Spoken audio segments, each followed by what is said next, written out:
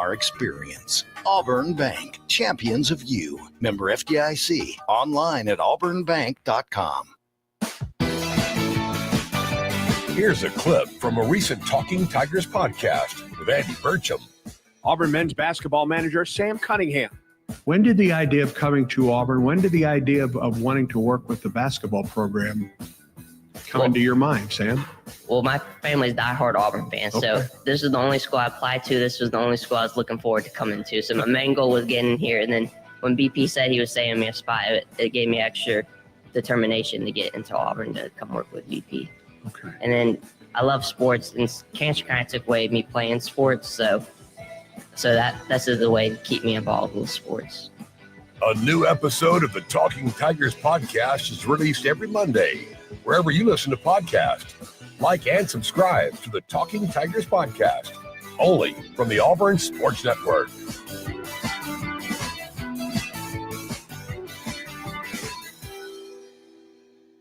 Yellowwood knows that a five-star backyard is the place to make lasting memories, like roasting marshmallows on a cool fall night. That's it. Turn it nice and slow. Get it toasted all. Oh, no, it's on fire. Oh, you want it on fire. Okay, that's a choice, I guess. Crunchy. For five-star backyards and the most memorable experiences, Yellowwood brand pressure-treated pine. If it doesn't have that yellow tag, you don't want it.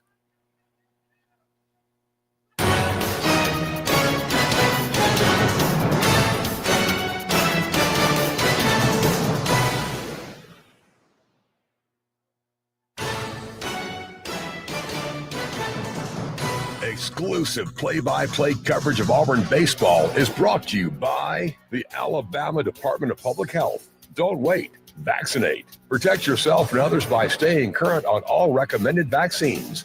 Cook's Pest Control, keeping your home and business safe from pests and termites since 1928. And by Alabama Power, proud supporter of the Auburn Tigers. Alabama Power, power for a better Alabama. Getting ready for Game 3 of this series between Auburn and Wright State. Auburn just took the field a moment ago. Defensively, here's the alignment. Bub Terrell is in left field. Bristol Carter is in center. And out in right is Cole Edwards for the first time this season. Around the infield, it's Eric Snow at third, Derek Fabian at short. Chris Rembert is the second baseman, Cooper McMurray at first. Ike Irish is back behind the plate for his third start there this year, and Christian Chatterton does the pitching. No decision in his first outing a week ago against Holy Cross. 5 1/3 innings, 4 runs on 6 hits. He did not walk anybody. He struck out 5, so no record and a 6.75 earned run average. He did hit 2 batters and throw 1 wild pitch in that game, but Coach Thompson loved what he called with Andy Burcham the competitive spirit, and he was rated as one of the top 70 players overall in the class by Perfect Game. He was rated the number 2 right-handed pitcher in the state of Alabama, coming out of Brooks High School in Killen, Alabama. Excited to see what he does for his second time out. 6 feet, 203, freshman right-hander Christian Chatterton. Before we go further, let's pause 10 seconds for station identification on the Auburn Sports Network.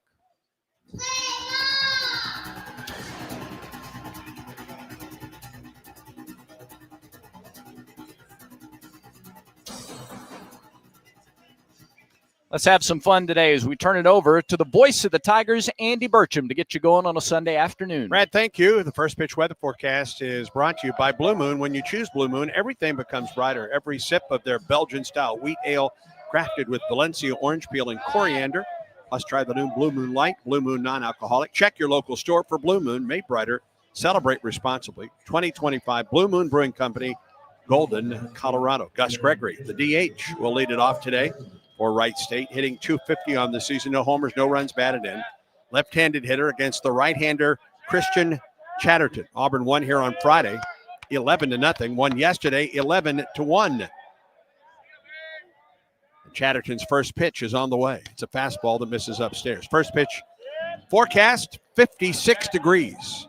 Wind out of the west at 5 miles an hour and currently cloudy conditions at Plainsman Park. No mention of rain in the forecast today. 1-0 pitch to Gregory. Here it is. Swing on a line drive into left center field. It's a base hit. Couple hops to Bub Terrell, and Gregory's on with an opposite field single. First pitch was a fastball, and it was up.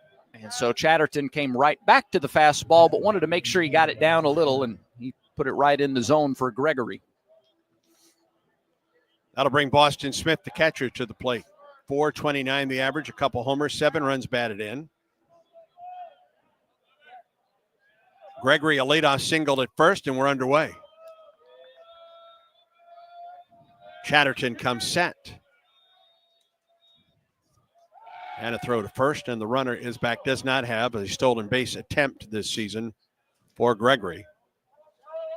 This Wright State team has hit into 7 double plays in 4 games this year. So potentially, if you get it low enough, you can pound it to the ground. Swing and a miss at the off-speed pitch. Hey, matter of fact, you look back at the Friday opener.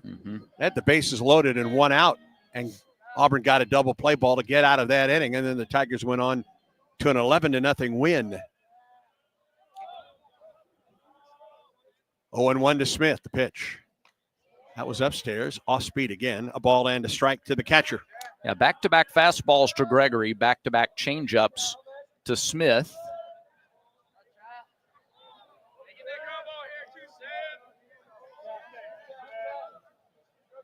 A leadoff single for Gregory at first. A ball and a strike to count to Boston Smith, the pitch. Fastball up and outside.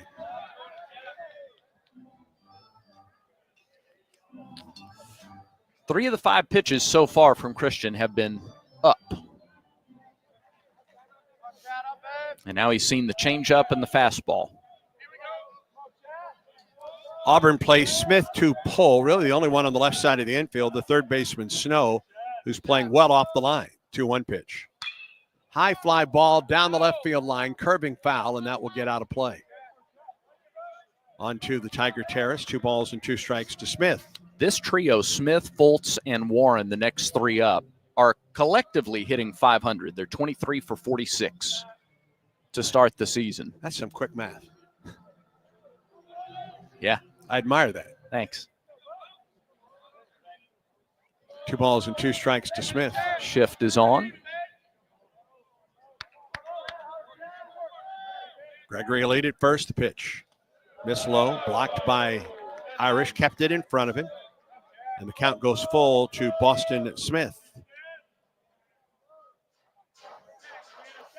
Cloudy day at the ballpark, a little bit cool, 56 degrees at game time today. Yeah, there's rain way to the west, and some expected 50-50 overnight, but not during the ballgame. 3-2 runner goes, pitches a strike, throw to second base, and he is out by a mile. Strike him out, throw him out, double play. Nicely done. Ike Irish to Derek Fabian, 2 down in the inning. 4 out of 5 attempted base stealers now this season have been thrown out by Ike Irish.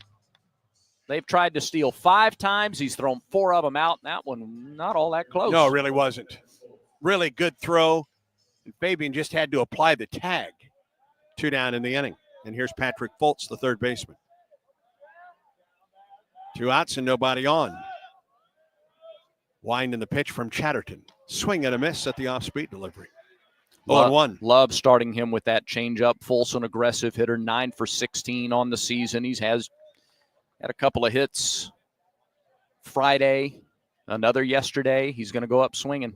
Here's the pitch. Swing and another off-speed delivery. That's in there for strike 2. I wouldn't be surprised to see the same thing here. Excuse me, Brad. Dutton did that a lot against this bunch Friday. Foltz 3 for 6 on the weekend, but he's behind Chatterton 0-2. Righty winds and fires. Left that one upstairs, off speed again. 1 ball and 2 strikes the count. It was the changeup, but it was very, very high. Auburn with the shift with the left-handed hitter. 3 straight left-handed hitters to open this inning. Now the 1-2 pitch. High fly ball into deep right field. Back is Edwards at the warning track. And it's caught out there by the center fielder, Bristol Carter, who went a long way just to the left of the East Alabama Health sign, crashing into the wall and making the catch. And the inning comes to a close. I thought that might have been out of here. He did too. Yeah. Not Bristol Carter, however. No runs on a hit, no errors, and no one left. We go to the bottom of the first. There is no scores. The Tigers come to the plate. And this is the Auburn Sports Network. Recognized by Newsweek as one of America's best maternity care hospitals, East Alabama Health provides comprehensive treatment for mothers and babies throughout Auburn, Opelika, and the East Alabama region. And starting with the 2024 football season, we're pleased to partner with Auburn Athletics to provide a special Aubie blanket to each baby born at our hospital through a program we call Tiger Tots. For all your maternity care needs, trust the experts at East Alabama Health. The Southeastern Conference. It's the land of legends, the places, the faces, and moments. And he's going for it. It's a touchdown. We've seen the confetti fall again and again. We're not done. It's time for the next generation to make their mark and go from 14 deep to 16 strong. It's a whole new ball game in the SEC, and it just means more.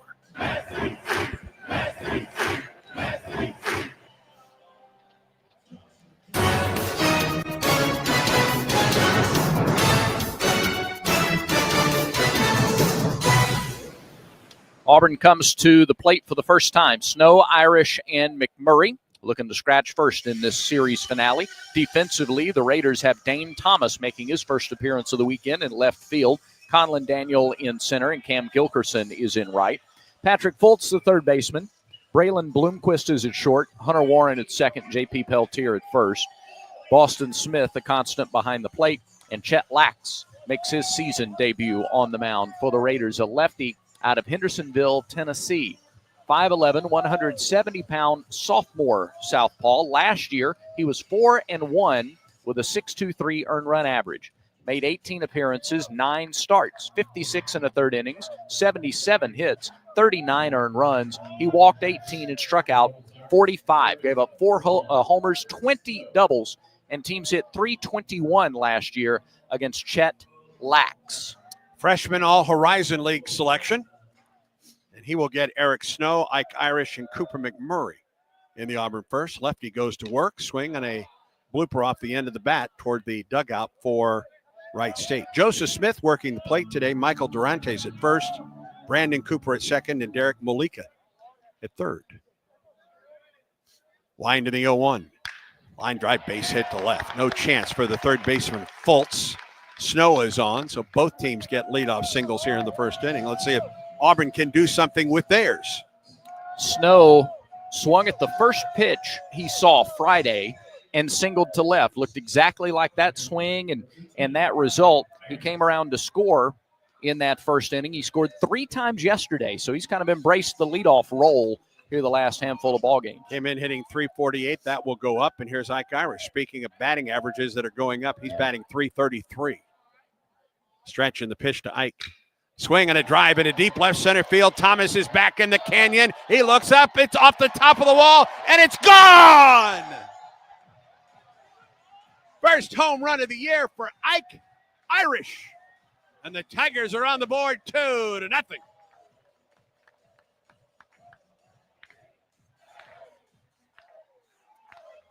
Well, Irish fired up as he gets to the plate. As you might imagine, that bat stays red hot. He goes after the first pitch, goes opposite field, and for the second straight day, a home run ball hits the top of the wall and bounces over. Fabians did that yesterday. I got a good pitch to hit, drove it. Yeah, top of the wall and over. Now here's Cooper McMurray, 2-0 Tigers on 2 or 3 swings here in the bottom half of the first. Wind and the pitch. And McMurray takes a changeup for strike 1.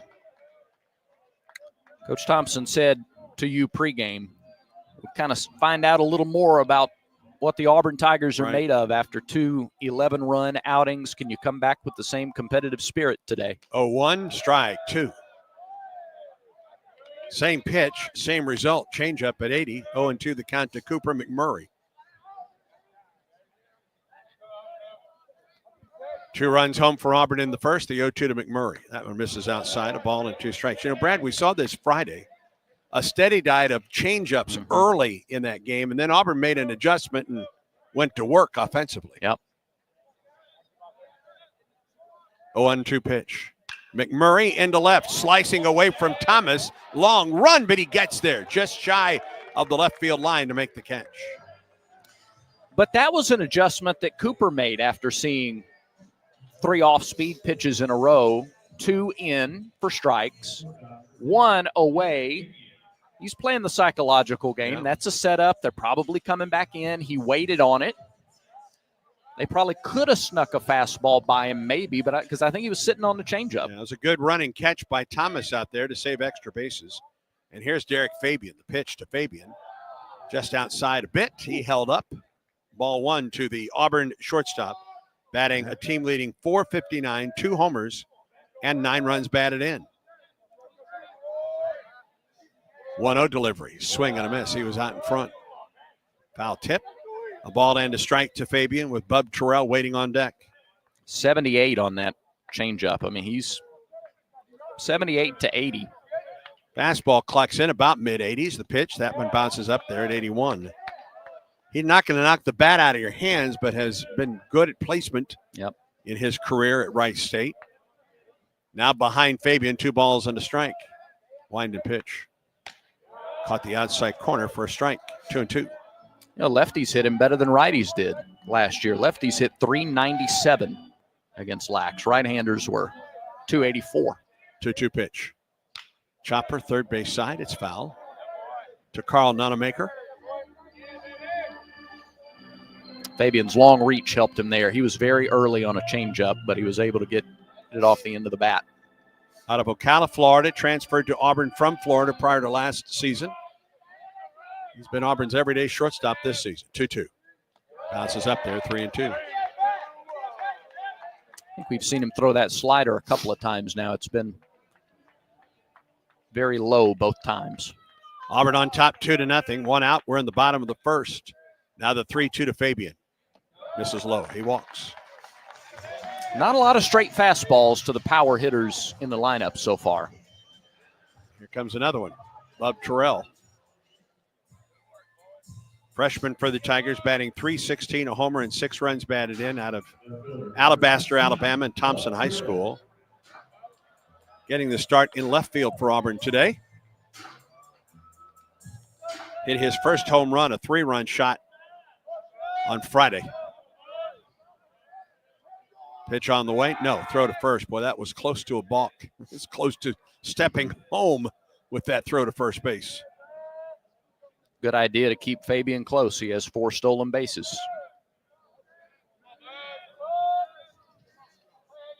The stretch in the pitch. Terrell watches it sail outside and low. 1 ball and no strikes. Glad to have you with us today on the Auburn Sports Network, our list of affiliates around the Southeast. AuburnTigers.com game day app. Stretch. Pitch to Terrell. Fly ball into left. Thomas coming in. He's underneath this one. He makes the catch. You can also tune in, of course, on YouTube, the In the Booth feature, and live sports radio in the ballpark as well. 2 down in the inning. Basically, you can find us if you so desire. We're there. Yeah. 2 down for Cole Edwards. Edwards getting his first at-bat of the season. Big right-handed hitter for the Tigers. Stretch in the pitch, and he takes it outside for ball 1.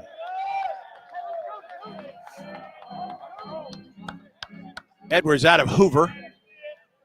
6'4" sophomore, 216 pounds. Played at Spain Park High School.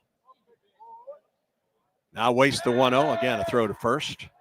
And Fabian, who has 4 stolen bases, is back. Auburn's leading base stealer, not in the lineup today. That's Cade Ballou.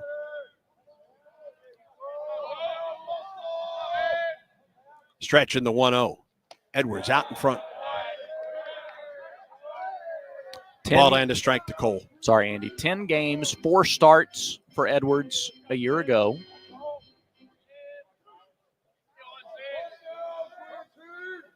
Stretch, and here comes the 1-1 to Edwards on the way. Missed low, bounced up there, blocked by Smith. 2 balls and a strike. Leadoff single for Snow. And Ike Irish on the first pitch he saw.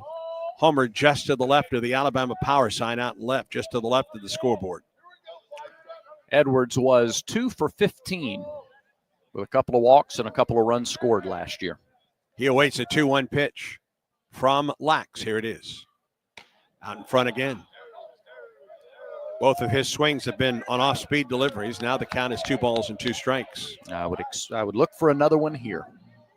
That has been the go-to for Lax in this first inning. Home run, by the way, from Irish, 385 feet. There's a base hit up the middle for Edwards. He stayed back on that one, didn't he? He threw him a fastball at 87, and he was ready for it. So he decided to switch it up and go away from the changeup. And Lax threw him a fastball at 87, outer part of the plate. Edwards has enough strength and bat speed to, it was at the knees and on the outer half. And really good swing by Edwards to lace it to center. To the delight of the Auburn dugout. Runners at first and second. 2 down in the inning. Here's Chris Rembert. Fabian at second and Edwards at first. Stretch. Lax checks the runner, the pitch. Rembert takes it down the middle for a strike. It's a 2-out, 2-strike hit for a guy getting his first at bat in game number 8 of the year. That's you give a guy an opportunity and he comes through. It's good for him. It's good for the team, and it extends Lax a little more. The stretches and pitches. Rembert sends one into center. There is room for Daniel in front of the warning track, and the inning comes to a close. 2 runs on 3 hits, no errors. 2 men left for Auburn. We're through 1 at Plainsman Park. Tigers lead Wright State 2-0 as Auburn baseball continues in a moment. Welcome back to the Ford F-Series Highlight Show. I've seen a lot of basketball, and I can tell you that to stay on top, you got to adapt, stay focused, and innovate. That's what wins championships. That's how Ford F-150 and the Ford Super Duty stay at the top of the truck game. For 47 consecutive years, Ford F-Series has been America's #1 selling truck because they deliver what you need to win the day. For the latest offers, go to buyfordnow.com or see your local Ford dealer today. Tell them Coach Pearl sent you. Based on 1977 to 2023 CY industry reported total sales. Yellowwood knows that a 5-star backyard is the place to make lasting memories, like cookouts, cornhole with friends, ooh, a neighborhood potluck with your wife's pasta salad, the one with the feta, oh, sorry, or taking a nap on your deck in a hammock. Naps are memories. I love naps. For 5-star backyards and the most memorable experiences, Yellowwood brand pressure-treated pine. If it doesn't have that yellow tag, you don't want it. Back to more Auburn baseball against Wright State. 12th pitch first inning for Christian Chatterton as he goes to work in the second. He's staked to a 2-0 lead. It will be the 4, 5, and 6 hitters, Warren, Peltier, and Bloomquist. For the Raiders of Wright State, Auburn Ball Club gets ready for a midweek game against Sanford Wednesday night at 6. We're on the air, Tuesday night at 6. We're on the air at 5:45. Mark Fuller will join me for that broadcast. Wednesday night, Auburn basketball closes out the 3-game homestand hosting Ole Miss at 6. 5:30 the call. Thursday night, Tiger Talk at Baumhauer's Victory Grill. Bruce Pearl, Jeff Grable will join. Boy, what a big win for the Auburn gymnastics squad on Friday at Alabama. Tremendous. First time ever. Hunter Warren leads it off. First pitch drops in for a strike. And then next Friday, Brad's in the big-time ballpark down in Arlington. So is Auburn, but no passive aggressiveness to that at all. Not a bit. I'll be on my way to Lexington, Kentucky. Yeah. 0-1. Ooh, just don't get the corner. Inside corner, 0-2. Hopefully the first of 2 visits for Auburn to Rupp Arena. That's right. Hopefully Auburn's heading there for the NCAA Regional. Yeah. As the #1 national seed. A lot to go to get there. 0-2 pitch to Warren. Here it is. Fouled it back. Nice back-to-back off-speed pitches to get ahead, and then he threw the fastball. Credit Warren for getting the bat around and staying with that, but a really good pitch sequence to start by Chatterton. 2-0 Auburn leads it. We're in the top of the second. No balls and 2 strikes to Hunter Warren. The wind and the pitch. Tried the outside corner. Maybe missed a little bit low. Yep. And now the hope is that the freshman Warren is a little off balance. He doesn't know if he's getting the slider or the change or the fastball. Here's the 1-2. Fastball up the middle, knocked down by Rembert behind the bag, throws to first, but off the bag. I think the runner was going to be safe anyway. And it's an infield single for Warren. Yeah, impressed Rembert was able to get to that ball. It didn't have as much steam on it after it hit the mound. It hit the mound, kicked up into the air, and that took some of the spin and speed off of it. Rembert fielded it basically in short center field. I think he was ready for that fastball, don't you? Yeah. So a leadoff single for the second consecutive inning for Wright State. And here's J.P. Peltier.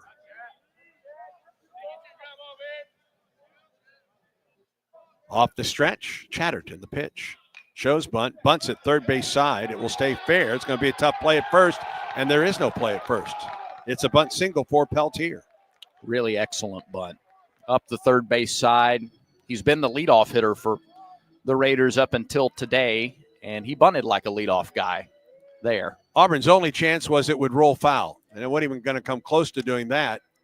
And Snow was playing back. Yeah. Auburn did not anticipate that bunt from Peltier. Chatterton fielded it, but wisely decided not to throw to first. And the runners are at first and second with nobody out for Wright State. And here's Braylon Bloomquist, shortstop.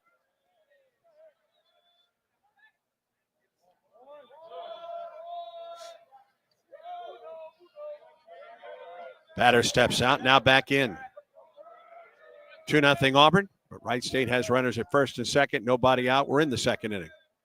And a throw back to second. Runner is back safely with Fabian covering. Wind picks up just ever so slightly from the west. Flags atop the War Eagle wall starting to flutter a bit. Pitch on the way. He shows bunt, went after the bunt, and now they've got the runner trying to get to third, and he is tagged out. It's a caught stealing. Irish to Snow.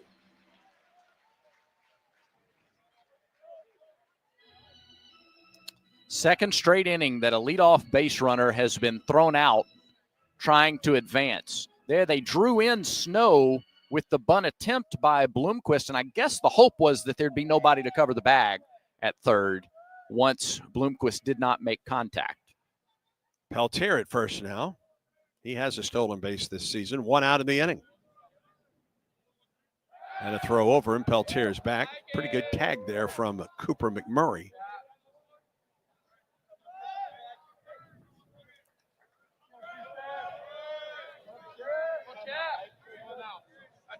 No balls and a strike to Braylon Bloomquist. The stretch by Chatterton in the pitch. Fastball upstairs at 88. 1-1. Bloomquist yesterday was 0 for 3. Those were his first at-bats of the season. A couple of pop-ups and a strikeout. Out of St. Clairsville, Ohio. Left-handed hitter. Throw to first again. Close but safe. Bloomquist, 6-foot freshman. Would they consider running again the way Ike has thrown so far? It's a 2-0 Auburn lead. 1 out, top of the second. Runner at first. Does not go. Ooh, just missed the inside corner with a fastball. 2-1 to Bloomquist.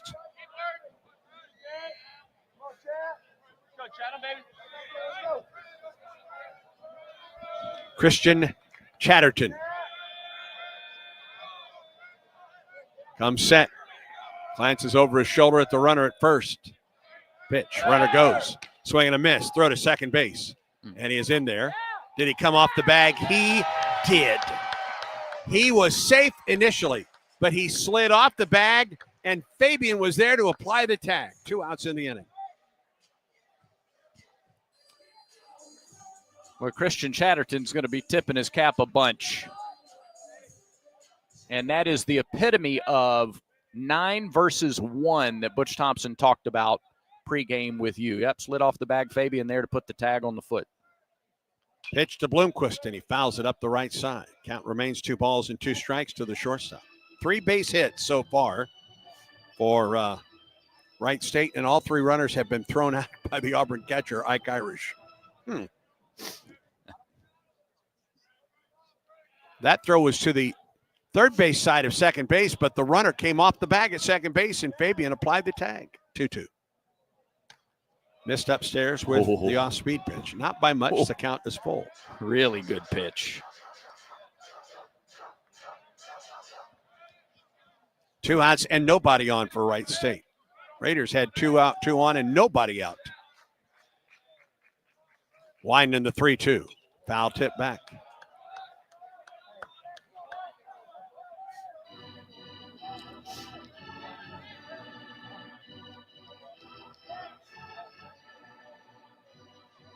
Folks bundled up at the ballpark today.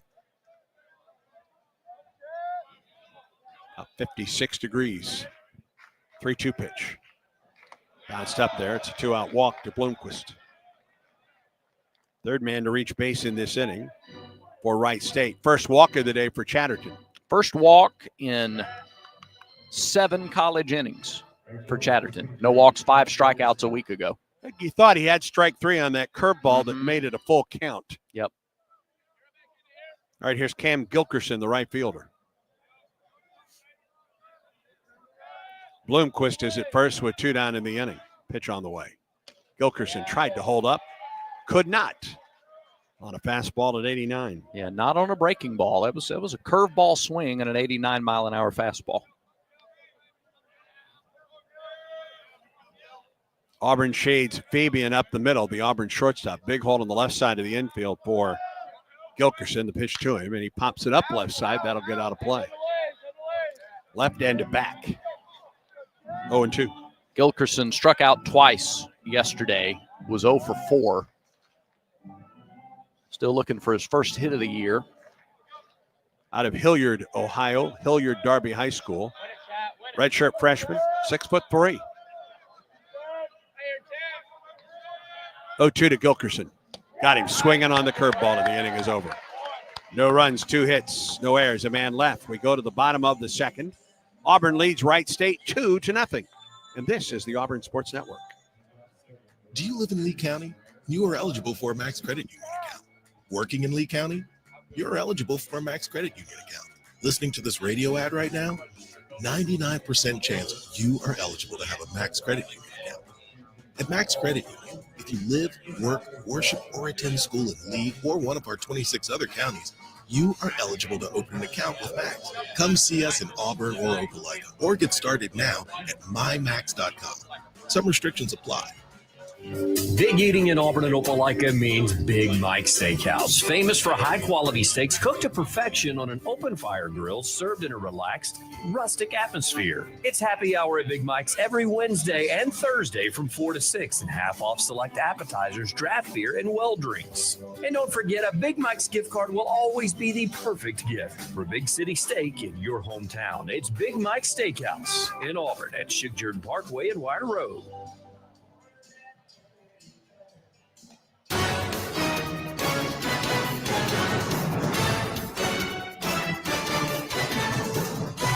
Two nothing Auburn. Tigers come to the plate in the bottom half of the second. Today's second inning is brought to you by Southern Union.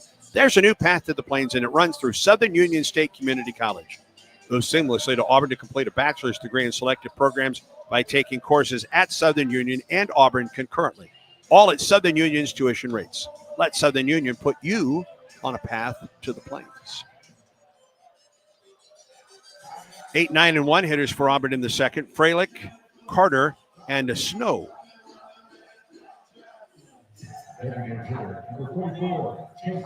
Chase Freilich, the DH today for Auburn, has played both third base, has been behind the plate for the Tigers as well. Gets the start as the DH, batting .400, a homer, and 6 runs batted in. He hit a big home run here last Sunday in that deciding game against Holy Cross. First pitch to him. A little bit up, maybe a bit in on the fastball at the change at 79. Infield plays Freilich to pull. He was way out in front of that off-speed pitch, which was spinning away from him. And now they'll go to the full bore shift now. Yeah, ball to end a strike. With just 1 strike. See that a lot with 2. 1-1. Ground ball right side foul. 79, not as early. but still a little bit early. Eric Guevara is Auburn's first base coach today. Nice. Tigers hoping to get him back in the lineup as early as this coming weekend in that big trip down to Arlington, Texas. 1 ball and 2 strikes to Freilich. Winding the pitch from Lax. Low and away. 2 balls and 2 strikes. Auburn came in hitting .443 on the weekend. 2-2. Ground ball to the third baseman, who is actually playing at shortstop. He throws to first and gets Freilich. 5-3. And here's Bristol Carter. The 3 hits in the first inning get Auburn 30 hits for the weekend. 3 home runs. A lot of singles this weekend for the Tigers. Yeah, of those 30 hits, 25 of them are singles. Yep. Again, math. Yeah. There's Bristol Carter for the Tigers. Right-handed hitter. Batting .250, a homer. 7 runs batted in. The pitch to Bristol goes the opposite way and fouls it off. Well, and probably 10 to 12 of those 25 singles would be opposite field singles. They've done a really good job this weekend of going the other way. No balls and a strike outside. The ball and a strike now to Bristol.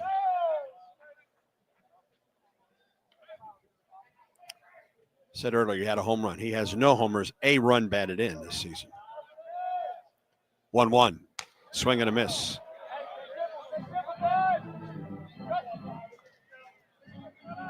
A ball and 2 strikes to the Auburn center fielder today, Bristol Carter. 1-2 pitch. Got him swinging. Steady diet of off-speed pitches there, down and away, and Carter is down on strikes, second out of the inning. That's the first strikeout for Lax in the game, but that changeup has been pretty effective, especially to the righties, but really to both in getting swings and misses. Here's Eric Snow, led off the Auburn first with a single to left. Takes the first pitch downstairs for ball 1.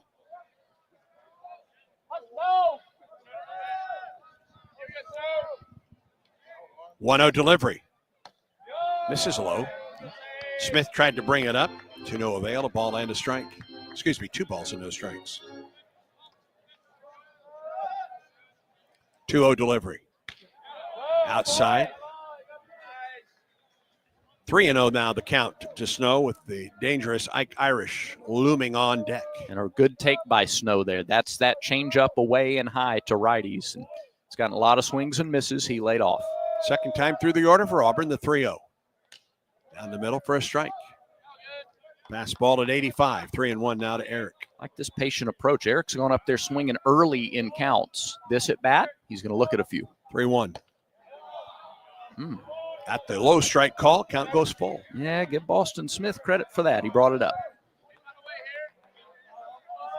Full count now to Eric Snow. The wind and the pitch. That one misses low and away. A 2-out walk to Snow. Second walk surrendered today by Lax, and here is Ike Irish. Hitting .375 on the young season. Hit his first home run of the year. In the first, a 2-run shot off the top of the wall in left center in the canyon. Stretch by Lax. And the pitch. Missed the outside edge. 1-0 the count to Irish. A homer. Now 6 runs batted in.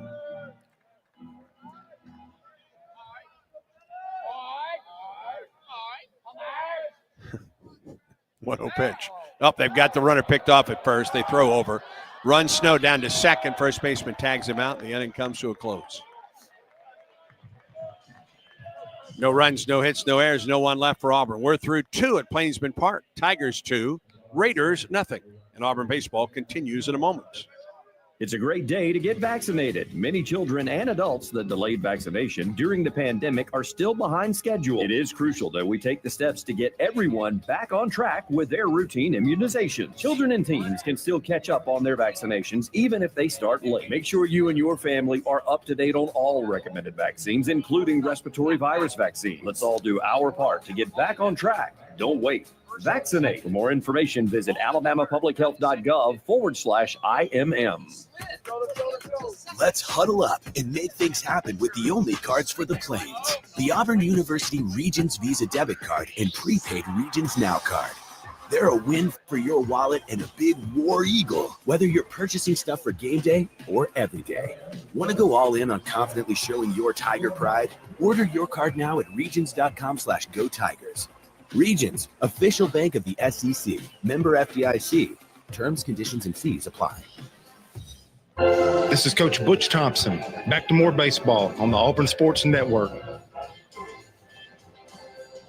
Third inning at Plainsman Park. Auburn 2, Wright State nothing. Tigers about hit the Raiders 4-3. And the third inning is brought to you by the Vance Law Firm, where the phone number is easy to remember. They say dial 3 for me, 334-333-3333.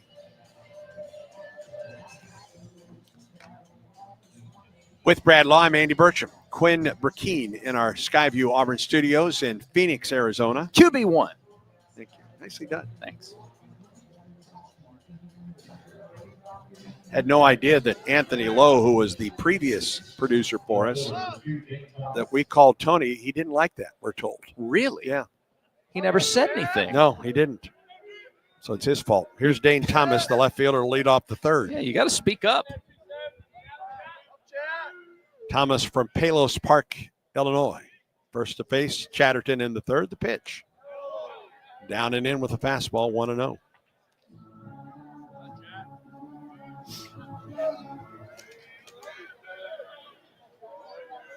Third baseman Snow on the edge of the grass. About 20 feet off the third base line, the 1-0 pitch. Same spot with the fastball, and he missed down and in, 2 balls and no strikes. I want to keep that high strike percentage here. Thomas was 0 for 7 against Longwood. This is his first at bat of the weekend. Number 8 hitter leading off the inning.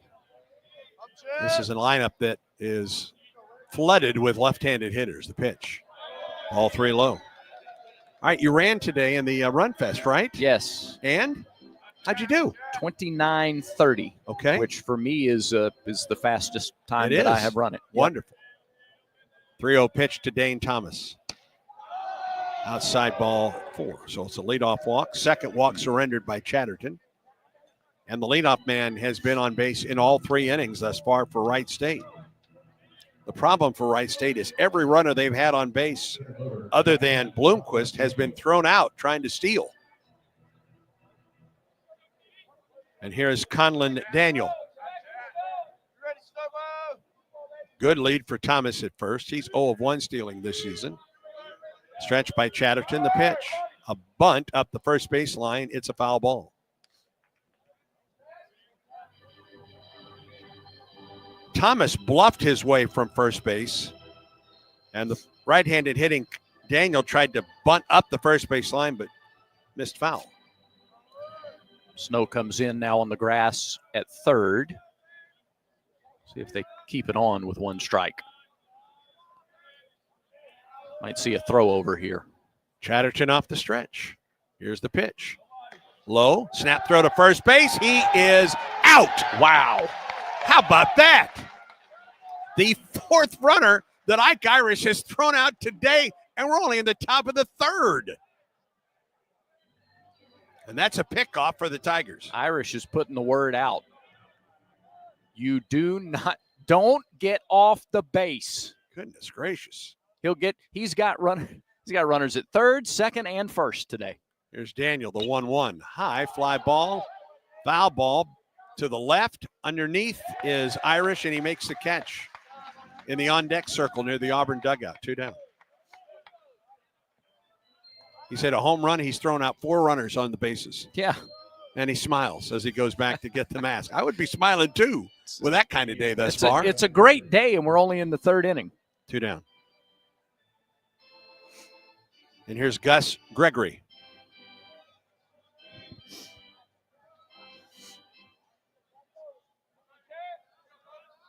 Gregory singled to the left side in the first inning, then was thrown out trying to steal second.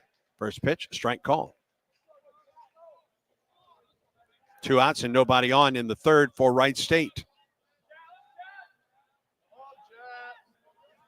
Auburn plays Gregory to pull. The pitch to him. Swing on a foul tip. Fastball, a little bit high. Came up somewhat empty. No balls and 2 strikes now to Gregory. That one was 91. That's one of the fastest pitches we've seen from Chatterton. Tough to lay off that. He could use a quick pitch inning here. He winds in the 0-2. Tried to get him out in front. Good job by Gregory to hold up on the off-speed pitch. 1 ball and 2 strikes. I think he's looking fastball here. I might call the same pitch again. Gregory chokes up with 2 strikes. Wind and the 1-2 pitch. Line drive right at Fabian on a hop. Quick throw to first. Got him by a half step and the inning's over. No runs, no hits, no errors, and no one left for Wright State in the 3rd. We move to the bottom half of the inning. Auburn 2, Wright State nothing. This is the Auburn Sports Network. Check out the new look at auburntigers.com. Read the latest feature stories. Get critical game day information and graphics. Search videos and audio. Find out how to get connected by digital and social media or by joining Tigers Unlimited. Shop the AU Photo Store or buy your tickets to the next event on the athletics calendar. auburntigers.com, the official website of Auburn Athletics. It's that time of year again, Auburn basketball. And as this year's team makes history, you can catch every second of the historic run at Baumhauer's Victory Grill. With 77 TVs, you won't miss a second of Auburn basketball while enjoying our famous wings, cold beer, and of course, gooey fries. And don't forget Tiger Talk on Thursdays throughout the season, live with Coach Bruce Pearl in-house discussing all things Auburn basketball. Located on 2353 Bent Creek Road off of exit 57 on I-85. War Eagle.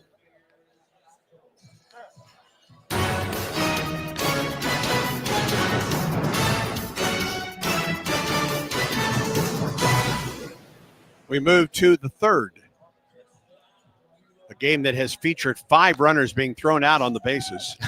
4 of them by the man that comes to the plate for the Tigers, Ike Irish, the Auburn catcher. He was at the plate when Eric Snow was picked off of first, but Irish has thrown out 4 different base runners today. And as Brad mentioned, he's thrown out a runner at every base other than at home.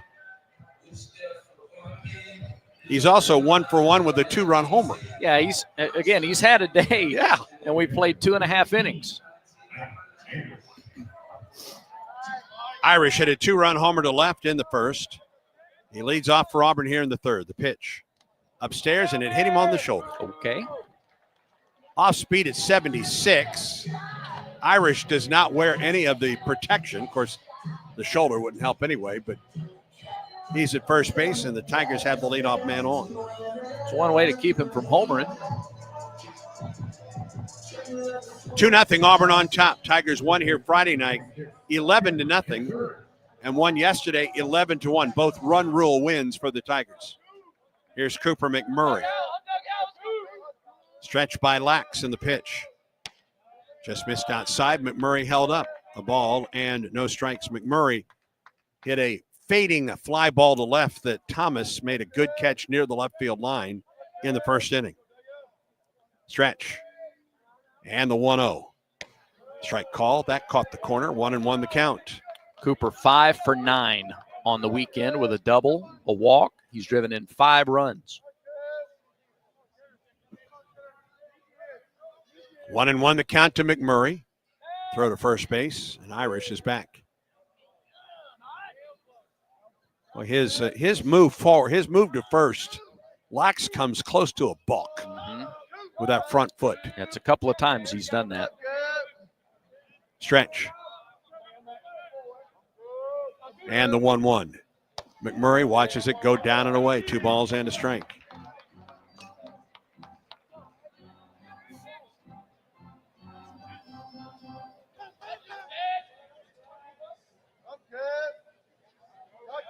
Two balls and a strike the count. Now the stretch and the pitch. Swinging and driving to the gap in left center field. That's going to get down. Irish clips the back at second base. He's on his way to third. McMurray trying to stretch it into a double, and he's out. And getting up slowly. Now he's up. Okay. Appears to be fine. Daniel got to that ball in the gap in left center field, threw in to the second baseman covering. Nice job by the second baseman to basically block the bag he coming did. in. That's McMurray tried to slide around the tag. There was no place for him to slide into, Brad. He No. was completely blocked. You can't do that. Visit to the mound here from the Wright State coach. Yeah, Cooper was trying to slide around and to the right. And when Warren saw that, he adjusted by bringing his left knee down to block Cooper's hand. I don't know if he actually came down on his hand or if maybe McMurray jammed his hand into the knee. But, yeah, he blocked the base. No question. So a runner at third and one out. The only, and I'll tell you the reason McMurray thought he could get to there, Daniel, the center fielder, was shading Cooper to pull. He was way around toward right center. So that ball wasn't headed for the wall, but it took a long time for the center fielder to get to it. Here's Fabian with the corners in now for Wright State. Auburn looking to add to a 2-0 lead. And the first pitch is ball one to Derek Fabian. Fabian walked in the second, was stranded at second base. Stretch in the 1-0. Fabian foul in between Ike Irish, the runner, and Carl Nonamaker, the third base coach, in foul ground. Carl plays it so cool down there. Just, it's nothing. Just a rocket off the bat. Ball and a strike to Fabian. Corners are in. Pitch. Ground ball up the middle will get the run home. Shortstop gets to it, throws to first in time for the out. Fabian gets his 10th run batted into the season. Irish scores in the play. Second time he has scored in as many times on base for Auburn today. And the Tigers lead 3-0. Both teams an acceptable exchange there. Wright State was ready to concede the run on a ground ball up the middle. Corners were in, shortstop and second back. So they said, we'll give you the out, but the tariff is a run. And here's Bub Terrell with 2 down and nobody on. Pitch on the way to Bub. Missed a little bit low.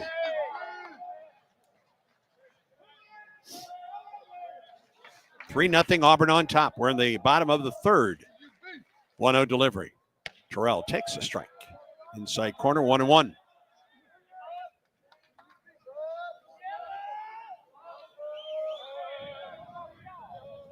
Now the 1-1 pitch. Chopper foul off the facing of the Wright State dugout. Raiders in their green jerseys, gray trousers today, green stirrup socks, and green ball caps. 1-2 pitch, Terrell. Went after a pitch low and away. It gets away from the catcher. Not very far. He throws to first and threw it into right. And Terrell's going to go to second base. My goodness. Terrell was maybe a third of the way to first base, but Boston Smith airmailed the throw. And he initially didn't realize the ball was in the dirt. He was going to walk back to the dugout, and they started yelling at him to run, that it was down, and just a wild, wild throw. It's a strikeout. The pitch went through the legs of the catcher. Terrell then ran. He's only a quarter of the way at first base when Smith throws it well over the first baseman's glove and down the right field line. He crossed home plate walking back to the dugout before he realized that he could run. And now Terrell's at second base, and here's Cole Edwards, who singled up the middle in the first and swings and misses at the off-speed delivery off the outside edge. He swung and missed on 2 of those pitches back in the first inning, and then they grooved a fastball, and he sent it up the middle. Now the 0-1. That misses inside. He holds up a ball and a strike. 3-0 Auburn on top. It's a strikeout for the pitcher, and then a throwing error on the catcher that allows Terrell to go to second base. And he gets a pretty good lead down there. Here's the 1-1. Chopper foul at the plate by Edwards. Waited as long as he could on the changeup. A ball and 2 strikes. His hit in the first came with 2 strikes and 2 outs. Chet Lax works off the stretch. A run home for Auburn here in the third. 2 down. A runner in scoring position for the Tigers. And Lax is ahead of Cole Edwards. A ball and 2 strikes. He comes set. Checks the runner. Checks the runner again. And the pitch. Edwards, foul tip into the glove of the catcher, and the inning is over. A run for Auburn. No hits. Excuse me. 1 base hit. No errors and a man. Make that 1 error. Let me just try this again, okay? Run, hit, error, man left. All ones. We're through 3. Auburn leads it by a score of 3-0, and Auburn baseball continues in a moment. O'Reilly. Check engine light on? Take the guesswork out of your check engine light with O'Reilly Veriscan. It's free and provides a report with solutions based on over 650 million vehicle scans verified by ASE certified master technicians. And if you need help, we can recommend a shop for you. Ask for O'Reilly Veriscan today. O'Reilly Auto Parts. You ever try fixing your car and realize you're missing that one part? Yeah, been there. That's why eBay's my go-to. They've got millions of parts guaranteed to fit. I'm talking brake pads for when yours have seen 1 too many miles of stop and go. Oil filters, because you don't mess around with your engine care. Even got this cold air intake on my watch list. I might just go for it. To keep the ride cool and your DIY streak high. Find all the parts you need at prices you love. Guaranteed to fit every time. eBay. Things people love. Eligible items only. Exclusions apply.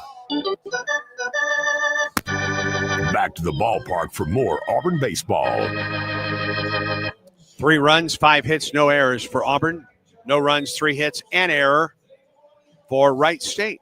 Auburn leads it 3-0 through 3. We go to the 4th to take you through the middle 3 innings. Here is Bradford T. Law. Thank you very much. Appreciate that, Andy. Understand that Cam Allen, a sophomore righty, is in the bullpen for Wright State. See if we see him next inning. Raiders at the plate here in the 4th, and they will have Smith, Fultz, and Warren due up. These have been the best hitters on the team through the early part of the season, and including this weekend. Smith struck out in the 1st. Chatterton gets his second go at him. First pitch from Christian, slider, down and in, ball 1. Auburn with 2 in the 1st and 1 in the 3rd. 3 runs on 5 hits. It's been a strange game. Errors and base runners thrown out. I say errors, just 1. And now the home plate umpire, Joseph Smith, brings the second base umpire, Brandon Cooper, in. And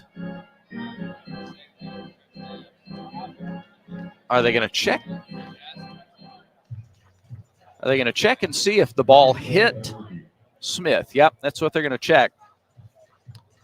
And see if Smith maybe was hit with the ball, with the pitch. Replay reviews are presented by Jackson Services. Time to review your home's heating and cooling system. Choose Jackson Services. Comfort you can count on. From quick repairs to energy-saving upgrades, Jackson Services keeps Alabama homes running smoothly year-round. Visit JacksonServicesCo.com.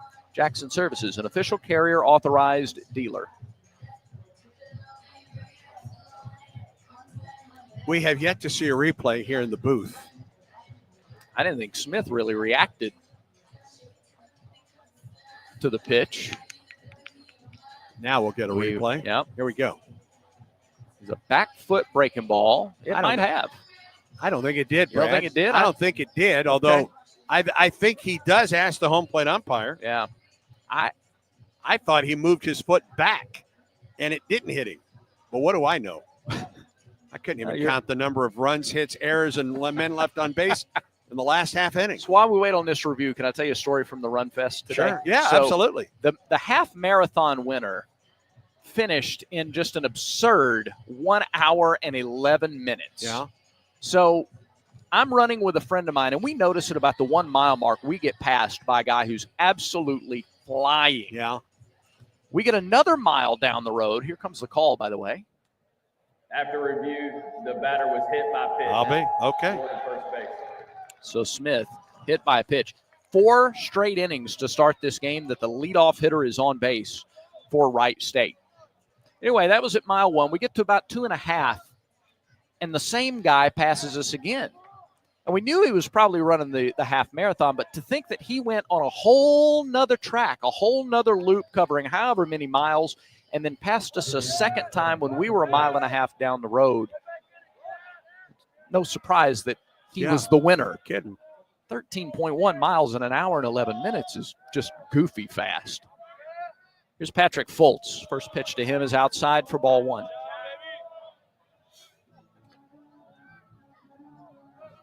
It has not been an ordinary day for Chatterton and Auburn, but much like yesterday, Wright State had a ton of base runners in the first half of the game yesterday. Just couldn't advance them. Pitch misses high. It's now 2-0. And that will bring Cooper McMurray and the entire infield to the mound to talk to Chatterton. You know, both of these teams are in similar situations because of the 2 run rule games and only 7-inning games, Brad, and the fact that neither one of these teams have really used some key pieces out of the bullpen yet. Right. Wright State has used a lot of guys, but not maybe their first. Right, not their frontline guys. We've seen a lot of freshmen out of the Wright State bullpen. And for Auburn, I mean, everyone's been effective so far, but the guys that we'll probably see more of as this season goes on, not a lot yet. Haven't had to use these guys yet. No Cam Tilley. Yeah. No Connor McBride. No Hayden Murphy. No Hayden Murphy. One no pitch Parker for Carlson. Armstrong. Yep. Yeah. The 2-0 swing and a miss at a high fastball. I wonder if Cooper just went up there and said, throw him a fastball. Yeah. ID. May very well have. And he got a swing and a miss. Here's the 2-1. Another fastball. Fouled back, 2-2. Fultz flied to deep right center. Sure did. His first time on a changeup. Now Bristol Carter ran it down out in right center field, crashing into the padded wall. Shift is on against the lefty Fultz. 2-2 pitch. Fouled off a breaking ball. I like that breaking ball right there. Yeah. That almost looked like a straight curve. Rembert is in shallow right field. Fultz, we talked about it yesterday, his unique batting style. Both feet moving in the batter's box. He swings and fouls it back. Another off-speed pitch off the hand. Still 2-2. I would be tempted to elevate a fastball right here. Sure. It was 2-0. He came back to even it up. 2 balls, 2 strikes. Nobody out. Smith at first. Chatterton looks over his left shoulder at the runner at first and now comes set. Pitch clock down to 6. The delivery. Fastball called strike 3. Inside corner. Chatterton hit his spot and got his second strikeout of the day. I think he was still looking off speed. It wasn't elevated, but it was perfectly placed on the inside corner. I mean, that is a terrific pitch. At the knees. Yeah. Irish framed it a little. I don't know that he had to. Just a terrific spot. Here's Hunter Warren. Redshirt freshman second baseman. First pitch to him is inside for ball 1. Second strikeout of the day for Chatterton. I'm sorry, that's the third. The third, you're right. Yep. Third strikeout for Chatterton. Second looking. K counter brought to you by Kia of Auburn, where you're always number 1. The 1-0 pitch. Fouled back to the net. Another fastball. It's 1-1. J.P. Peltier is on deck. Warren singled in the second, but like a couple of his teammates, was caught stealing. Their first time through. Chatterton has given up 3 hits. He has struck out 3 in 3 1/3. Throw to first. Close play. Wow. They had Smith leaning a bit. Well, he had danced off the bag. I'm not sure he was going anywhere, but it was out as far as he was going to go, and Chatterton tried to get in behind him. Made it close. Now the 1-1. Off speed, upstairs. Nope, he got the strike call. Sure did. He sure did. 1-2 the count. I gave up on it. Joseph Smith threw the right hand out, said strike 2. 3-0 Auburn, top of the fourth. 1-2 pitch. Up and in. About wrist level. Taken for ball 2.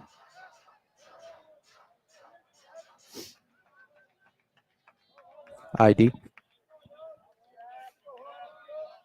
The 2-2 from the Auburn freshman. Breaking ball, hit on the ground to third. Snow gloves, only one play. He goes to first to get the force there. Second out of the inning, Smith moves down to second. And before Peltier bats, we pause 10 seconds for station identification on the Auburn Sports Network.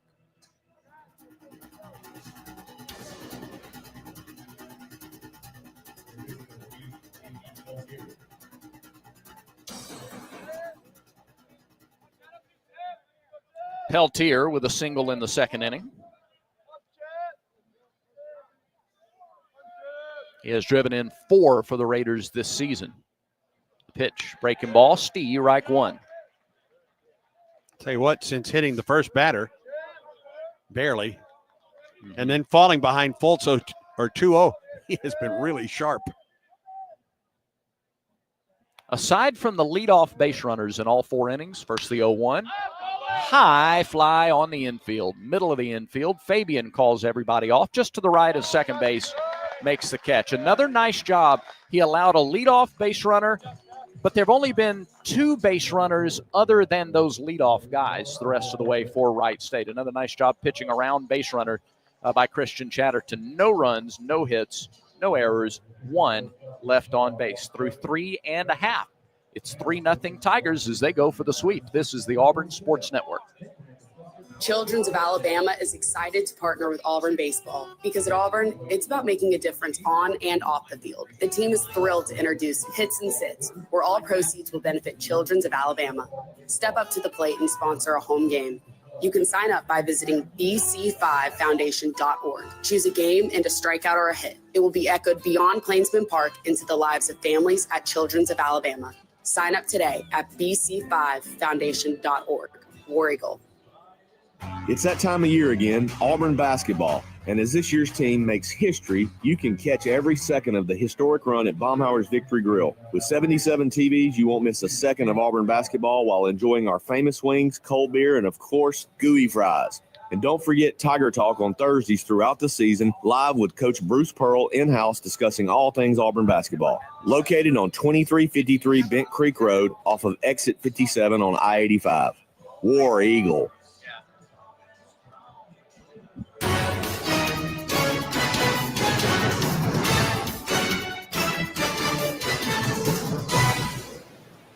As we go to the top of or the bottom of the fourth, Wright State makes a Pepper Tree pitching change for a new level of taste. Tiger fans know it's got to be Pepper Tree. For the best wine selection, the finest cuts of meats, visit Pepper Tree in Auburn or Montgomery and online at Steaks N Wine, Steaks, the letter N, wine.com. And Wright State goes to right-handed sophomore Cam Allen, number 42. He is 6'3", 190 pounds from Akron, Ohio, Ellett High School.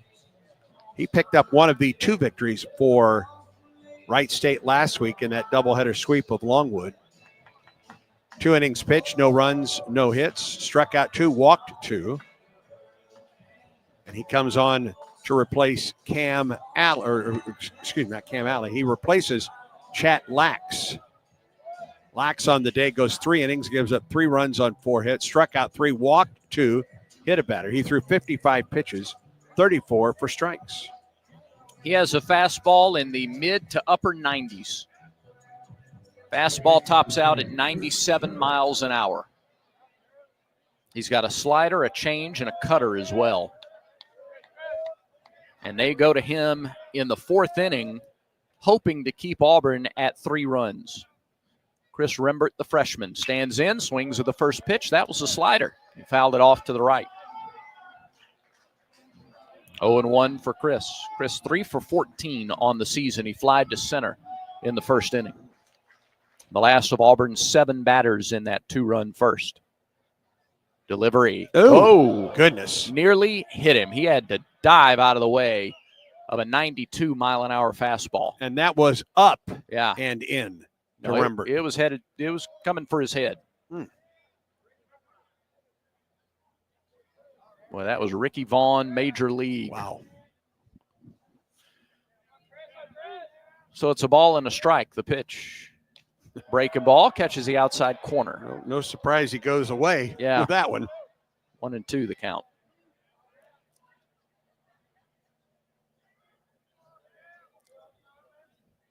Rembert digs in, and the 1-2 pitch.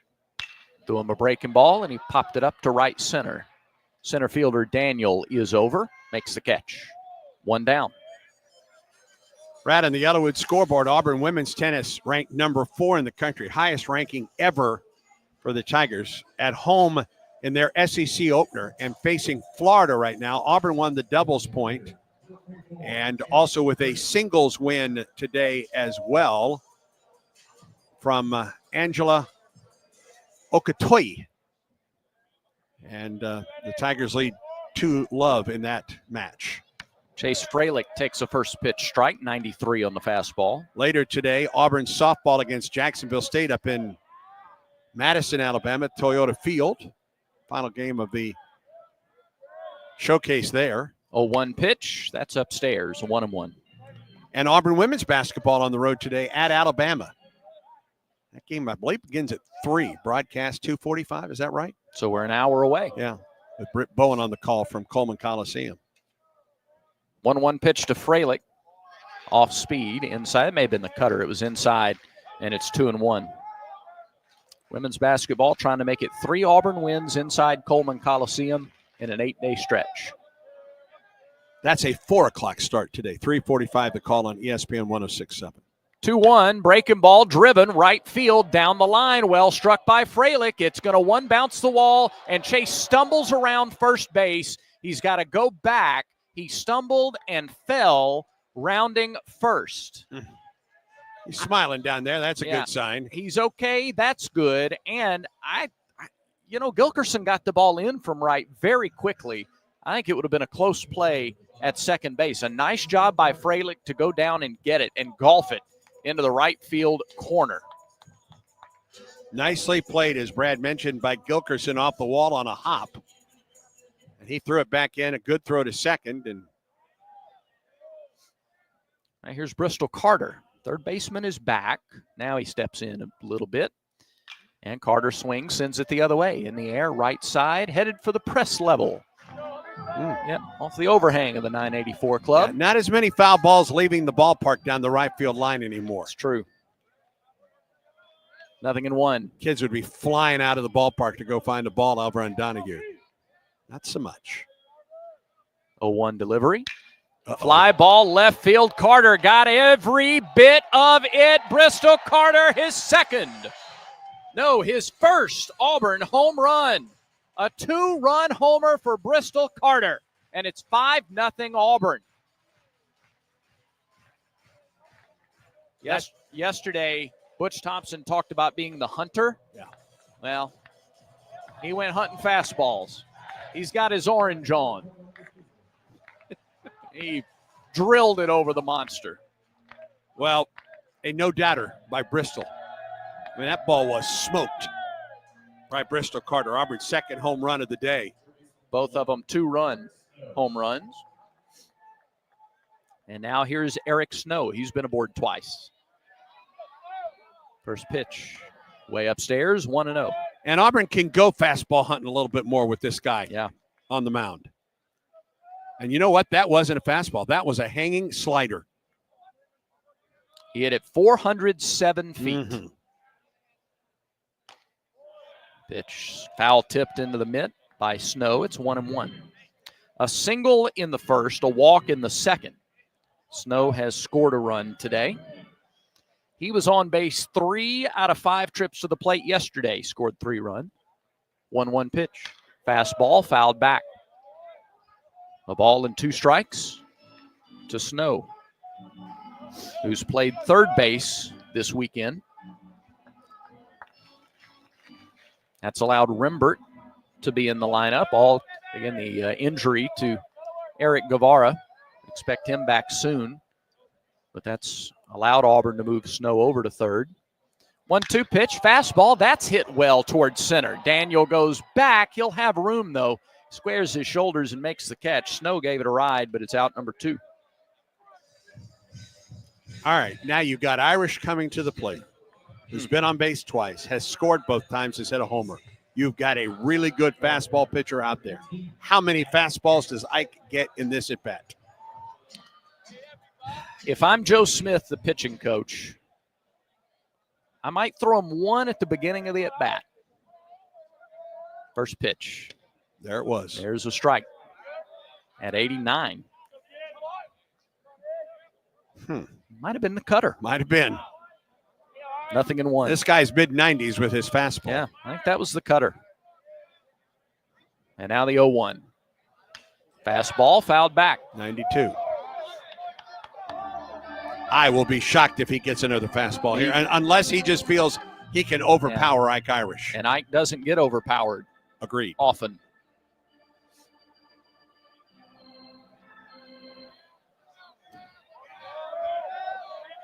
Two outs, nobody on. The 0-2 to Irish, way outside.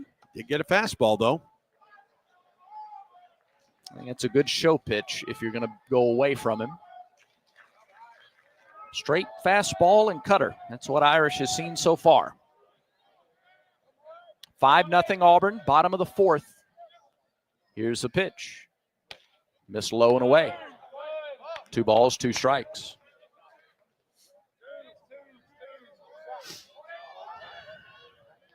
Unless he can paint that corner, he's going to have to come back into Irish eventually. 2-2 delivery. Swing and a miss. He threw the cutter. And that is just the 4th time this season that Irish has struck out. Auburn, though, gets 2 on Bristol Carter's first Auburn home run. 2 runs, 2 hits, no errors, nobody left on base. We're through 4. 5-0. Auburn in front, and Auburn baseball continues in a moment. This is Coke Zero Sugar. Could I be the best Coke ever? Try and taste with your ears. Hear those bubbles? Imagine them tingling on your tongue. Fizzy deliciousness. Listen to that cascading liquid. A mouth-watering waterfall. Irresistibly tasty. Zero sugar. Crisp, refreshing, and ice cold. Is Coke Zero Sugar the best Coke ever? Try and decide. It's that time of year again, Auburn basketball. And as this year's team makes history, you can catch every second of the historic run at Baumhauer's Victory Grill. With 77 TVs, you won't miss a second of Auburn basketball while enjoying our famous wings, cold beer, and of course, gooey fries. And don't forget Tiger Talk on Thursdays throughout the season, live with Coach Bruce Pearl in-house discussing all things Auburn basketball. Located on 2353 Bent Creek Road off of exit 57 on I-85. War Eagle. Back to more Auburn baseball against Wright State. The Tigers lead the Raiders 5-0. Christian Chatterton back out there on the mound for the 5th. He went 5 1/3 in his debut a week ago for the Raiders. Bloomquist, Gilkerson, and Thomas, 6, 7, and 8 hitters in the 5th. The 5th inning is presented by Wind Creek Casinos. Elevate your game plan to fabulous. Fabulous. You can play the hottest games. You can win fabulous rewards. Again, fabulous. Where? At Wind Creek Casinos. Where else? Casino versus app. That's correct. Yeah. Bloomquist walked in the 2nd inning. His second look at Chatterton, who winds and deals, and the pitch is sliced down the left field line. Trouble if it stays fair, and it does.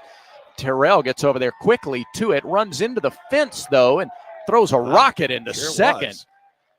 Boy, that should have just been an easy double for Bloomquist. Terrell made that closer, and I'll tell you, if his momentum doesn't carry him into the fence in foul territory, he may have a chance to throw Bloomquist out. Just a nice piece of hitting, inside-out swing, and it bounced less than a foot inside the line. Now, Bub's momentum carried him almost into the brickwork down there, but he turned and threw a one-hopper to second base. Nicely done. Cam Gilkerson is the batter now. First pitch to him is a fastball on the outside corner, 0-1. Just 59 pitches right now for the starter, Christian Chatterton. Just into the fifth, a runner at second. 5-0 Auburn leads. The 0-1 to Gilkerson. Swing and a miss at a breaking ball coming in toward him. 0-2. Right-hander Cam Tilley warming up in the Auburn pen, Bradford. Boy, if you could get Chatterton through the fifth, Tilley could give you 3 easily if he's on. Here's the 0-2. Upstairs, tried to get him to fish, 1-2. Gilkerson is 0 for 5 with 3 strikeouts on the season. So you know that's what Everett Tieford and Christian Chatterton have in mind here. They love to get a swing and miss. Check second. The delivery. Bouncing ball, foul, pass first. And it's 1-2. Auburn against Samford Tuesday night. It'll wrap the 9-game homestand to start the season before we're in Arlington for games against Ohio State, Oregon State, and Baylor next weekend. Here's the 1-2 again to Gilkerson. Spiked one in the dirt, and then it hit him. And so they'll send Bloomquist back to second. He was on his way to third on one that bounced, 8 feet out in front of the plate. Second hit batter of the day for Chatterton. That Ohio State team was out to an 8-2 lead against Alabama. They're playing in Jacksonville, Florida today. And Alabama came back to win that game 12-10 on the Yellowwood scoreboard against Ohio State. Here's Dane Thomas. He walked on 4 pitches in the third inning. He shows bunt, pulls back, throw to first, throw in behind Gilkerson to no avail, and it's 1-0 to Thomas. Finals, excuse me, Brad. Yeah. More finals in SEC baseball. Missouri beats Southern 15-3 as Everett Tieford makes his way to the mound. Georgia, a winner today over Illinois, Chicago 17-3. As mentioned, Alabama comes from behind and wins against Ohio State 12-10, and Florida beat Dayton 12-2. They're in the top of the 8th at Global Life Field, where you'll be this coming weekend. Arkansas leads Michigan 8-3. Bottom of the 6th in Knoxville. Tennessee leads Samford 9-1. Bottom of the 7th in Austin. Texas over Dartmouth 3-1. Top of the 6th in Oxford. Ole Miss 7. Eastern Kentucky 1. Vanderbilt leads St. Mary's 10-0. They're in the top of the 7th in Nashville. Bottom of the 5th in Columbia. South Carolina leads Milwaukee 8-3. Belmont leads Kentucky 4-1. That's in Nashville today. They're in the top of the 4th there. Mississippi State leads Missouri State 2-1 in Starkville, bottom of the 4th. Top of the 5th, A&M leads Cal Poly 2-0. And later today, Oklahoma and Virginia from Round Rock, Texas. The 1-0 pitch to Thomas. Again, he squares to bunt and then pulled it back. Tried to slash a little bit there, and he fouled it back, 1-1.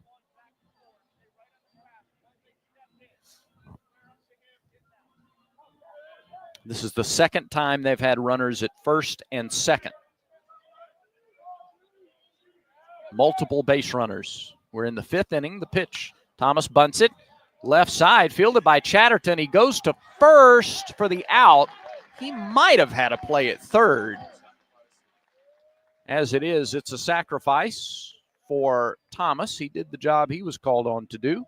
1 out in the inning. Gilkerson to second. Bloomquist to third. I think he would have had a play at third because his momentum was taking him that way. Snow was back to the bag and covering. Yeah.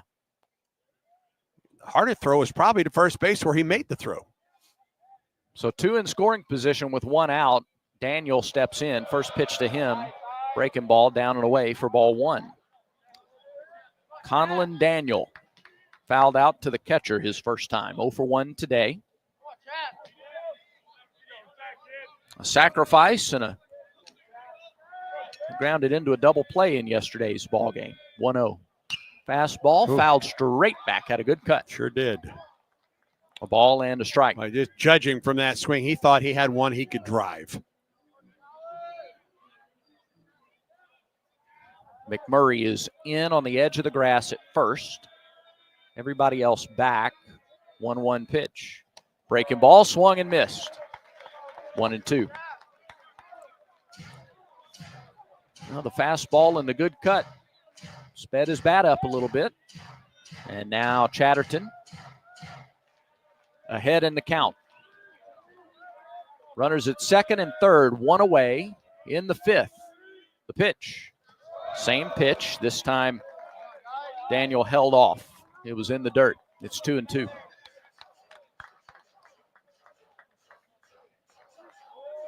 "69 pitches in the game for Chatterton with one out in the fifth inning. And the Tigers on top, 5-0. Irish sets up inside. The pitch. Fastball. Nearly hit him. And the count's full. Got the top of the order, and Gregory waiting on deck. Third full count for Chatterton today. The other two, a walk and a strikeout. The payoff pitch. Ball 4. Slider down and away, and Daniel held up.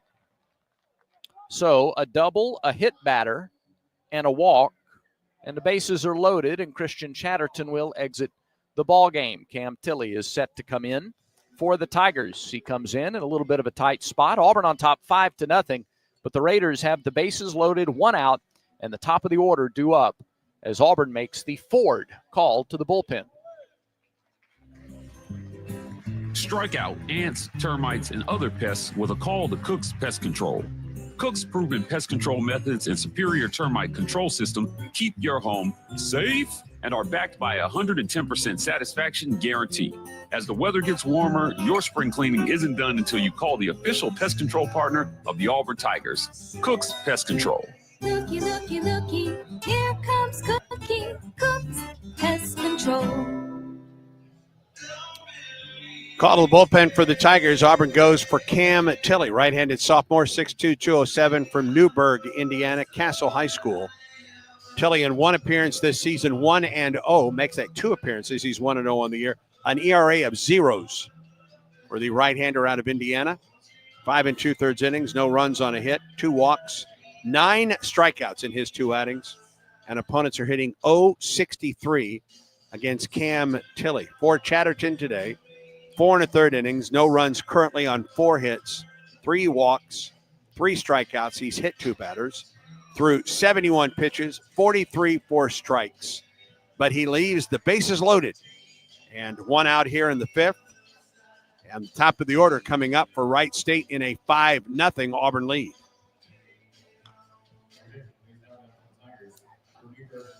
Tilley last year in 14 appearances had 3 bad games. He gave up 7 to Vandy, 3 to A&M, and 4 to Kentucky.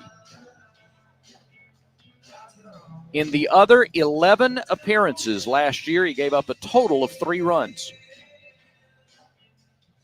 Had 8 appearances where he gave up no runs, and then 1 each in 3 other games outside of those 3 conference games where they got to him a little bit. Excited to see him here today in his 3rd outing of the season. I like the fact that we're at game 3 of this weekend. Yeah. And Cam Tilley is making his first appearance on the weekend. No, we talked earlier, if you're just tuning in, Auburn's bullpen is maybe not full strength because you've had to use a couple of guys this weekend, but it's pretty close and it's pretty deep. John Armstrong threw 1 pitch Friday. Haven't seen Parker Carlson. Haven't seen Hayden Murphy. And there are plenty of other guys, too, if we start going down the list. Point is, you got options. Right now, it's Tilley going to go after Gregory. Gregory is singled and grounded out to short. And I think, again, it wasn't the smoothest outing for Chatterton, his 2nd collegiate start. But Butch Thompson talked about competitive spirit. First, the pitch to Gregory. He takes a first pitch breaking ball for a strike. To allow a base runner to start all 5 innings and continue to battle. Didn't give up anything through the first 4. We'll see how the 5th pans out. 0-1 to Gregory. The pitch. Breaking ball. Missed the outside corner. Not by much. But it's ball 1. A ball and a strike. 1 out. And the base is loaded here in the top of the 5th inning. Tilley from the stretch delivers. Swing and a miss at a breaking ball. Slider tailing in. That's the back foot you talked about. to that left-hand hitter from the right-handed pitcher, finding that back foot. And now Tilly ahead in the count. Here comes the crowd. Pitch on the way. Bouncing ball, foul, over to the Wright State dugout.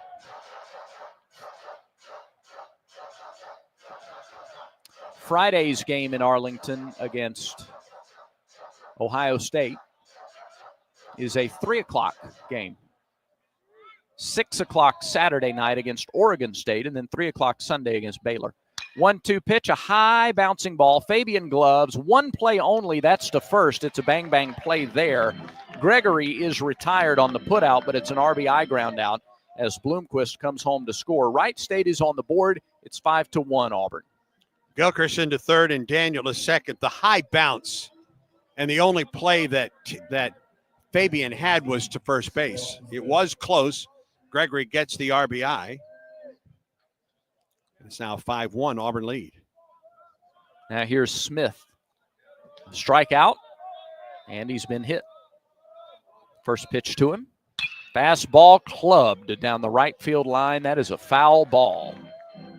Thank goodness.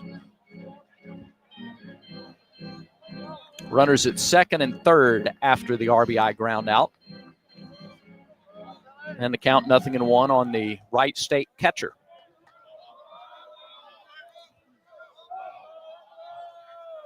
Tilly off the wind delivers. Fastball misses low.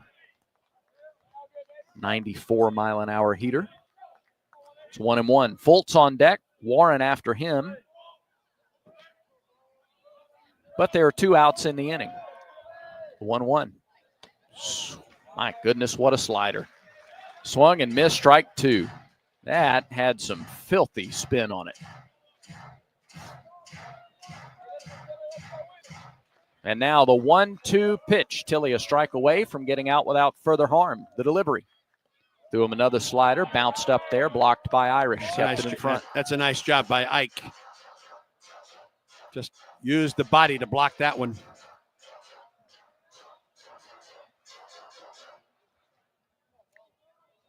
Gilkerson is at third, Daniel at second. The 2-2 pitch. Bounced up there. Irish blocked it, kept it in front, and bounced halfway back to the mound. And the count's full.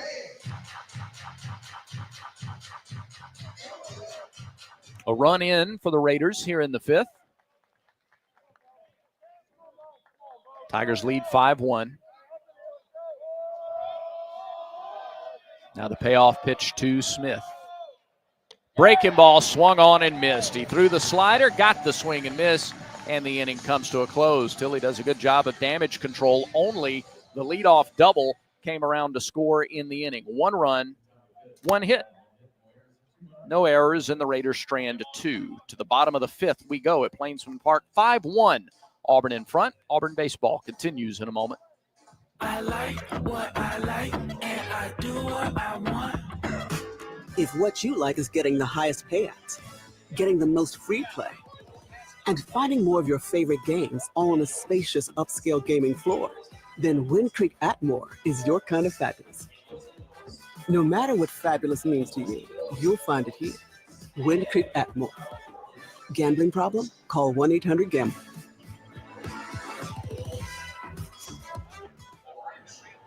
You sit in traffic now, but later, there's a nice cold reward. Modelo, the mark of a fighter. You've earned this rich golden lager with a crisp, refreshing taste because you know all your patience is paid out in gold. You remain calm through humps, bumper to bumper, and people yelling. You are a fighter, and Modelo is your reward. Modelo, the mark of a fighter. Drink responsibly. Beer imported by Crown Imports, Chicago, Illinois.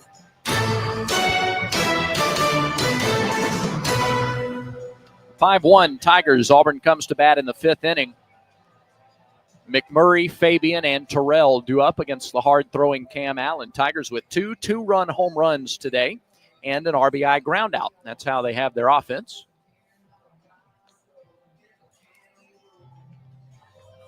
Before the inning gets underway, we remind you that Auburn baseball is brought to you in part by East Alabama Health.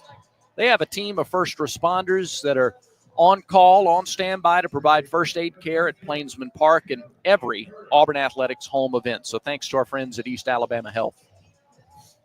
Cooper McMurray has singled and flied to left. A good start offensively for the redshirt senior first baseman. 12 for 26 to start the year, and he takes a ball low. We have not seen the straight four-seam fastball from Allen as much as we've seen the cutter and the slider. The 1-0. Chopped into the dirt, foul right side by McMurray. The ball and a strike to Coop. It's not the shift, but the shortstop Bloomquist is almost directly behind the bag at second. 1-1. Line drive, base hit to right. Just clubbed by McMurray for Auburn's 8th base hit of the day, a leadoff single for McMurray.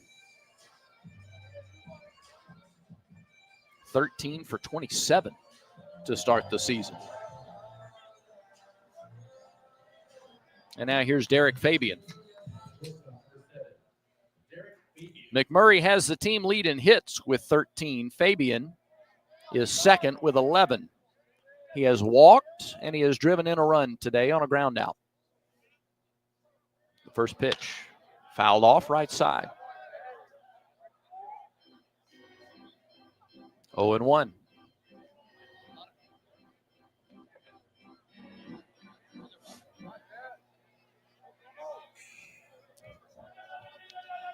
Bottom of the 5th. 8 hits for Auburn, 5 for Wright State. Pitch to Fabian, popped up. Right side, shallow right field. Second baseman Warren is out. He makes the catch, 1 away.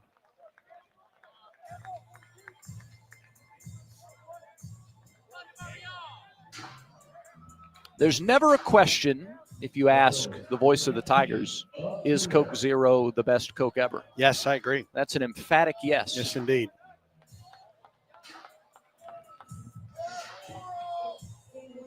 Here's Bub Terrell.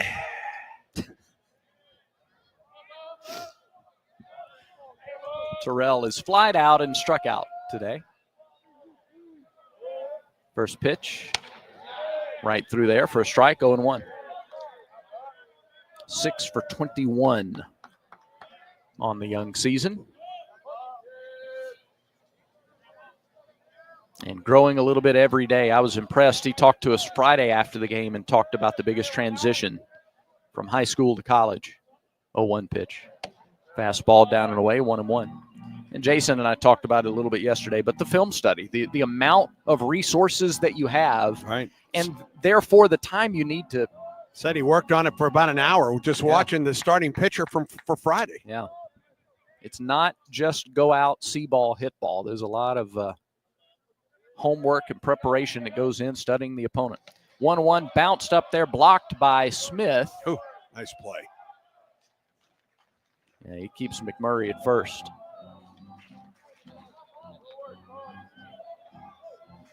Smith got a workout yesterday. A lot of balls in the dirt. And I don't know that more than one got behind him. Maybe 1 or 2. 2-1 to Auburn's freshman today left fielder. He's played in right some as well. 2-1 pitch. Outside, 3-1. You know who got a lot of work yesterday? The defense against Janai Broom. Whew. Boy, you're right. What a day for the SEC National Player of the Year. I don't know that they did a lot of work, but they got a lot of work. Yes, they did. And they got worked a little bit, too. Man. Janai looked like the National Player of the Year. Did. As he has so often. 3-1 pitch. That is driven to center, but he got under it. Daniel circles back to his original spot and makes the catch. 2 down. McMurray still at first, and here's Cole Edwards. You know, you talk about football players having Heisman games. Might yesterday have been a Naismith game for Janai Broom. It might have been, because he was dominant all day long at both ends of the floor. I mean, it was a complete game. Yep. 31 points, 14 rebounds, 4 assists, 2 blocks. You almost get to the point watching Janai where the amazing feels normal. And that's as much a testament to how special a player he is. Edwards swings and misses at the first pitch. It's 0-1.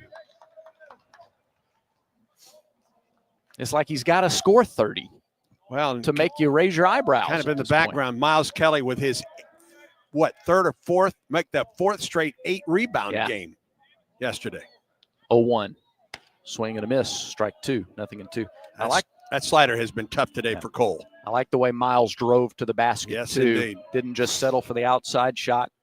This team is showing they're adding dimensions as you get closer to March. No balls, 2 strikes, 2 outs, a pitch. Swing and a miss. Threw him 3 straight sliders. And the inning comes to a close. No runs, a leadoff single, no errors, and 1 runner left on base. Through 5, 5-1, Tigers in front. This is the Auburn Sports Network. Here's a clip from a recent Talking Tigers podcast with Andy Burcham. Auburn baseball pitching coach Everett Tiefert. We really had a great fall. I love what we did as far as trying to grow as a group, which I think was definitely a point of emphasis for us. You know, we did morning practice where, coaches went and had breakfast with the guys. So we really spent a lot of time really bringing our guys together. We had them at our houses. I had all the pitchers over at my house. Gabe had all the hitters over to his house. We're talented, but coming together as a team is what we need. And I think we did a good job of that. We do have a lot of talent, and I feel like I did a better job getting them prepared for the season than maybe I did last year. A new episode of the Talking Tigers podcast is released every Monday, wherever you listen to podcasts. Like and subscribe to the Talking Tigers podcast, only from the Auburn Sports Network.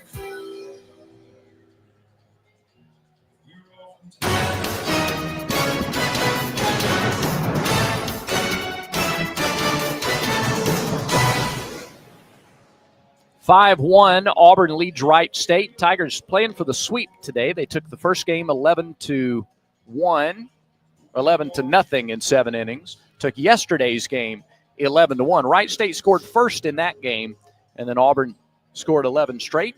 They won both games in 7 innings.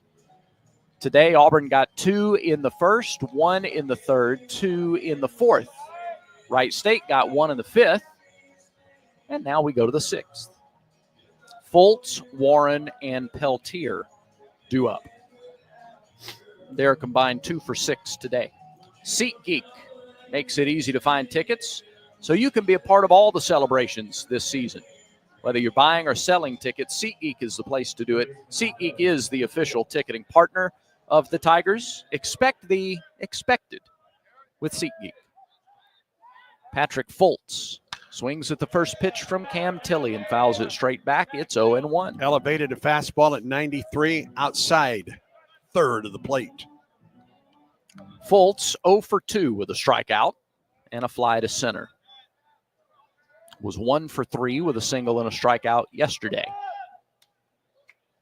Tilley rocks and fires and misses a little low with a breaking ball, 1-1. 2 singles and a strikeout for Fultz Friday in the opener. Swings and misses at a fastball on the inner half at 93. 1-2. And now the infield shifts against Fultz. He starts with the open stance, squares toward the pitcher, and fouls it back.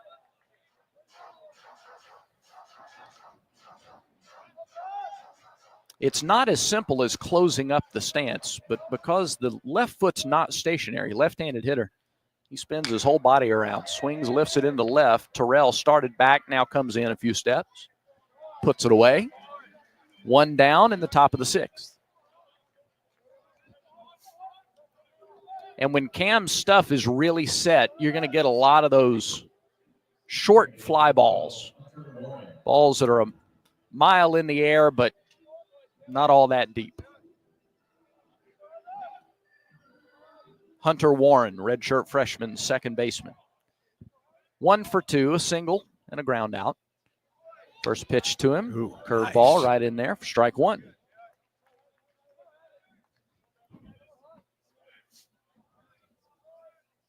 Works quickly with nobody on base through the curveball again. This time it's singled to right field. Just a line drive, opposite field single for Warren. Hit on the edge of the dirt and the right field grass. Second hit of the day for Warren, and that ball left up just a smidge. And enough for Warren to lash it into right. Peltier, the hitter.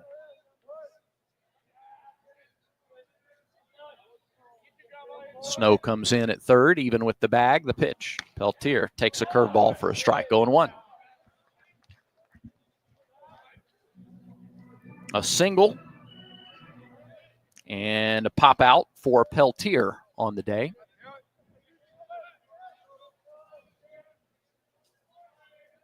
A 0-1 pitch. Fastball, threw it by him, swung and missed, strike 2.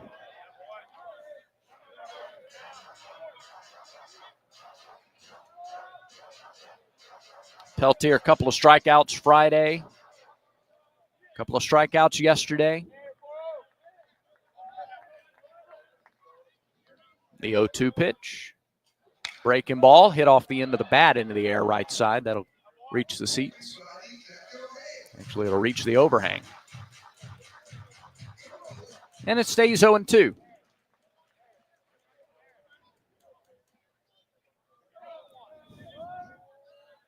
Tilly checks the runner. And Tilly fires. Fouled back. Good job by Peltier to reach across, stay alive. Fastball at 92. Tried to get to the corner. Just reached over the plate. Got a piece.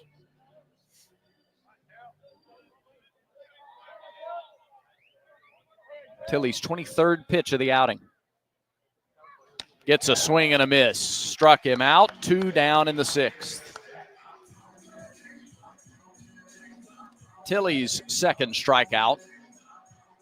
And strikeout number 5 for Auburn pitching today. The K Counter presented by Kia of Auburn, where you, my friend, are always number 1. Now Braylon Bloomquist with 2 outs and a runner at first. Takes an off-speed pitch away for ball 1.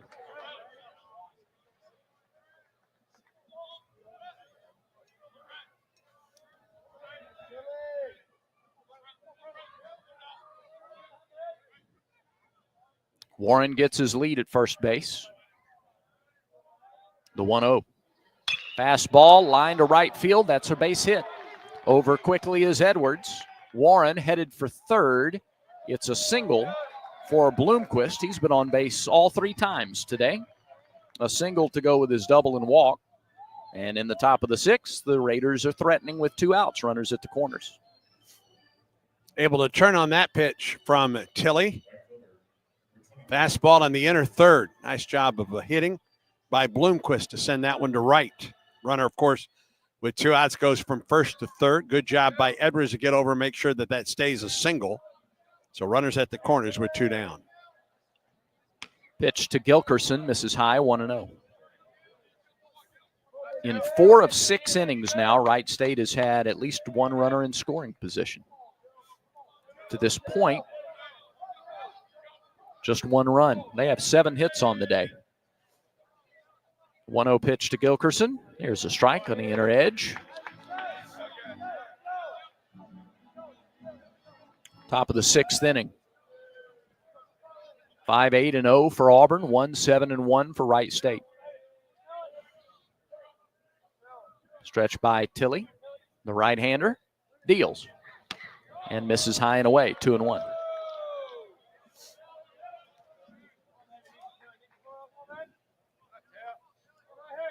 It's a Wright State team that'll play a midweek game at Miami of Ohio. And then they will be at Ole Miss next weekend, 2-1. Fastball driven way out in right field. Boy, oh boy. Gilkerson sent that ball on a ride. That is a 3-run home run that makes it a 1-run game. Just like that, it's 5-4 Auburn. A no-doubter. I mean, that's one of the longest, hardest hit home runs by a visiting team we have seen in a while. Just mashed on a 2-1 pitch. First hit of the year for Gilkerson.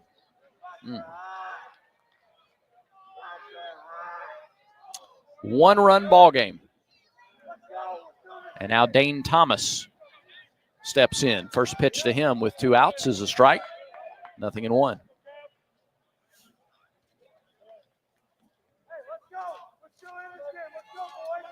A 1. Swing and a miss at a slider. 0-2.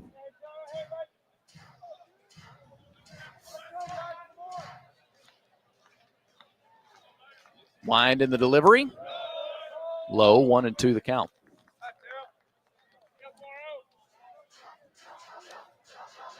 That's just the 3rd home run hit by an opponent this year. 1-2 pitch. Swing and a miss. Got him with a slider, and the inning is over. But see if Auburn can respond offensively. A 3-run moonshot by Cam Gilkerson has put Wright State right back in this ball game. 3 runs, 3 hits, no errors, none left. We go to the bottom of the 6th inning. Auburn's lead is 1. It's 5-4 as Auburn baseball continues in a moment. When the game is on the line, you want someone you can count on. At Alabama Power, we believe in consistency and having each other's back. It's our game plan to safely deliver the electricity you depend on. We give 100% to achieve 99.9% reliability. Learn how we power a better Alabama at alabamapower.com/reliable. Alabama Power is a proud supporter of the Auburn Tigers. This is Coke Zero Sugar. Could I be the best Coke ever? Try and taste with your ears. Hear those bubbles? Imagine them tingling on your tongue. Fizzy deliciousness. Listen to that cascading liquid. A mouth-watering waterfall. Irresistibly tasty. Zero sugar. Crisp, refreshing, and ice cold. Is Coke Zero Sugar the best Coke ever? Try and decide. Back to more Auburn baseball against Wright State.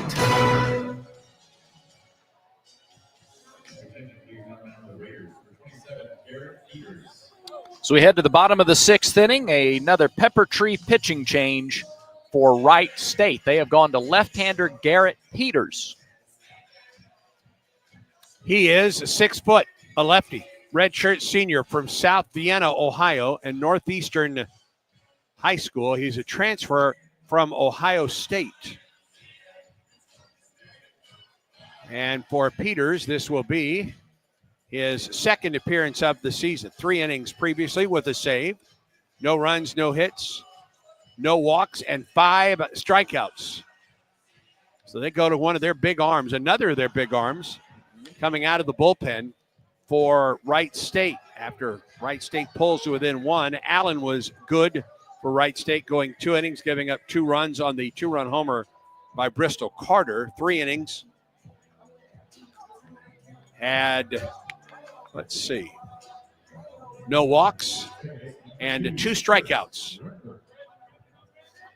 This was what Wright State was hoping for, that they could be in a close game when they get to some of their bigger arms coming out of the bullpen. Peters had 51 strikeouts in just under 40 innings a season ago. First pitch to Rembert is swung on and missed. 0-1. Chris is 0 for 2. He's flied to center twice. 5-4. Auburn leads by 1. Hits are even at 7. 0-1. High bouncing ball to third. Fultz has to wait on it. He throws in time to get Rembert. Just to be sure, Peltier tagged him on the way by for the first out. Fultz has played a good third base this weekend. And Chase Freilich comes to the plate. He singled in the 4th, came home to score on the Carter home run. He's also grounded out to third. A lot of room on the left side of the infield. First pitch to Freilich. Caught the outside corner for strike 1. This is the game that Wright State was hoping for today and the game that Butch Thompson expected from the visitors as infielders collide on a ground ball to second base and Freilich is safe at first. Warren and Bloomquist both on the right side of the infield in the shift against Freilich, and it was hit between the two of them. Neither of them called the other off. They collided, and the ball bounced between them. If Bloomquist fields the ball cleanly, it's an easy out. But you're right, they just collided. I mean, he was 12 feet on the other side of the first base side of the second base bag, but he and the second baseman Warren collide. So a one-out base runner for Auburn, and here's Bristol Carter, who shows bunt and bunts it over toward the Auburn dugout. Goes as an infield single for Freilich, his second hit of the game. And 0-1 the count to Bristol Carter. Third baseman Fultz comes in on the edge of the grass. Carter swings and drives one to left, but not as much on this one as Thomas squares it up and makes the catch in left field for the second out. Nothing but strikes from Peters so far, and Auburn has gone up there swinging. 2 away and back to the top of the order, Eric Snow.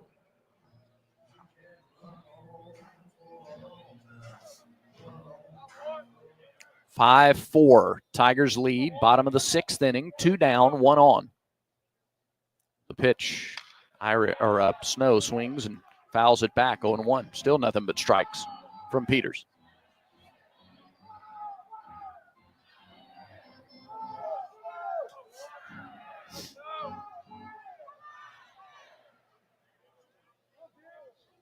The delivery from the lefty. It's called strike. And it's 0-2.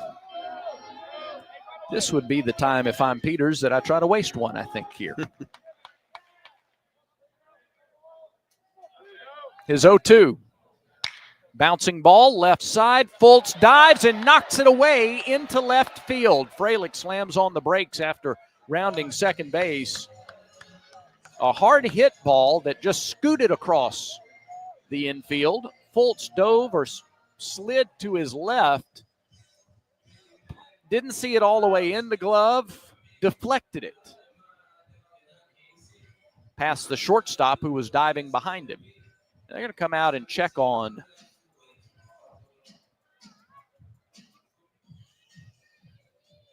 They're checking on Bloomquist, the shortstop. I think he's got a bloody nose. He sure does. And I wonder if that's from the collision with the second baseman earlier in the inning. Wouldn't surprise me at all. That's the only, he took contact on that play. Right. Not on the dive behind Fultz. He made a really nice play on that one, Brad, in the fact that when that ball deflected by him, he then went and covered the bag at third to make sure that Freilich didn't go from first to third on that play. It's bleeding again. He's got some blood on the collar of his jersey, too.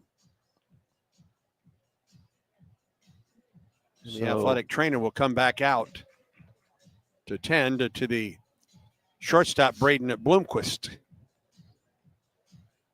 Auburn will have runners at first and second with 2 outs for Ike Irish. A couple of infield singles for Auburn here in the 6th. Freilich at second, Snow at first. And Irish, who homered in his first at bat, will be the hitter eventually. They got to stop the bleeding. Yeah, he got a bloody nose right now. Yep.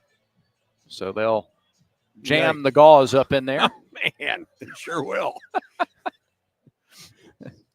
Nothing real subtle about that, is it? Not a real tender bedside manner. No. Goodness. He appears to be fine. That's the main thing. Yep. And I know he wants to stay in the ball game. Well, bloody nose, bloody jersey, blood on the wrist tape. And a 1-run game, most importantly, right now. Kind of a testament to the battle this one's turned into. Auburn scored the first 5 runs of the game. Wright State has scored 4 unanswered. And Irish trying to come through with a 2-out hit.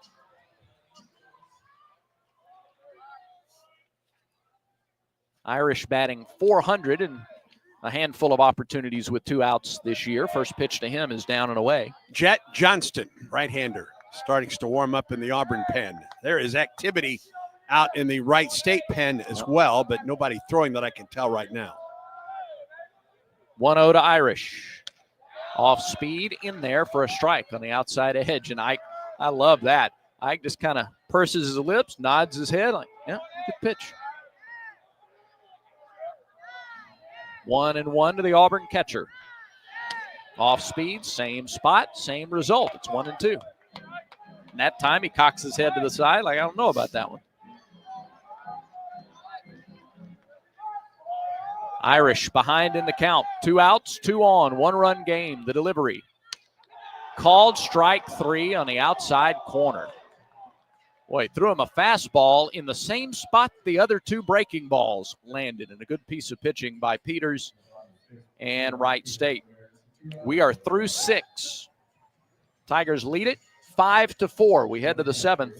After you hear this, this is the Auburn Sports Network. Get your game day started with the CB&S Bank Countdown to Tip-Off on the Auburn Sports Network. 30 minutes before each Auburn basketball game. Get a breakdown of the matchups, player profiles, a 60-second scout of the opponent, SEC report, and our exclusive pregame interview with head coach Bruce Pearl. CB&S Bank has been family, community, and financially strong since 1906. The CB&S Bank Countdown to Tip-Off, only on the Auburn Sports Network. Strike out ants, termites, and other pests with a call to Cook's Pest Control. Cook's proven pest control methods and superior termite control system keep your home safe and are backed by a 110% satisfaction guarantee. As the weather gets warmer, your spring cleaning isn't done until you call the official pest control partner of the Auburn Tigers, Cook's Pest Control. Looky, looky, looky, here comes Cookie, Cook's Pest Control.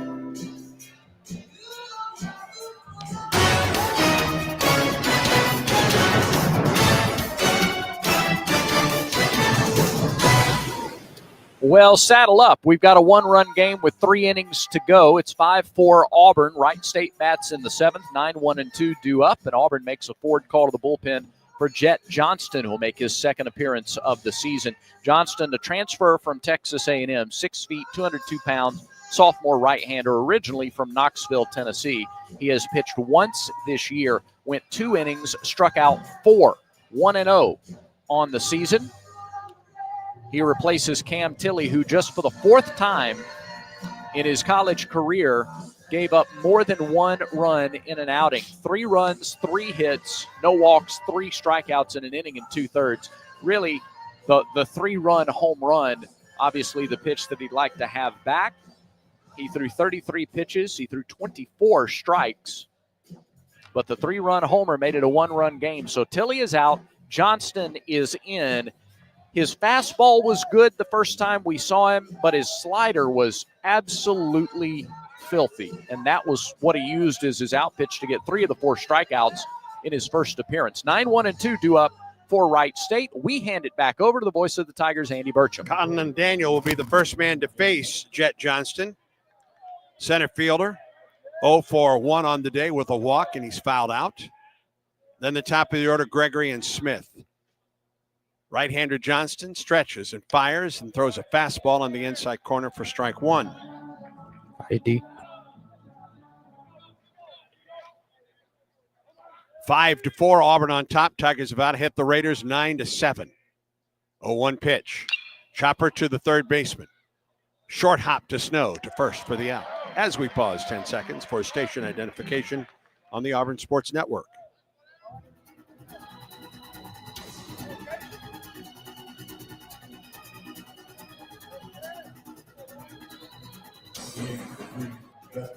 Ball off the bat of Daniel was topped to Snow, came in and got the short hop and made the throw to first. 1 out in the inning, and here's Gus Gregory, the top of the order for the Raiders. 1 for 3 with a couple ground outs to short and a single to left. The pitch to him. In there for a strike.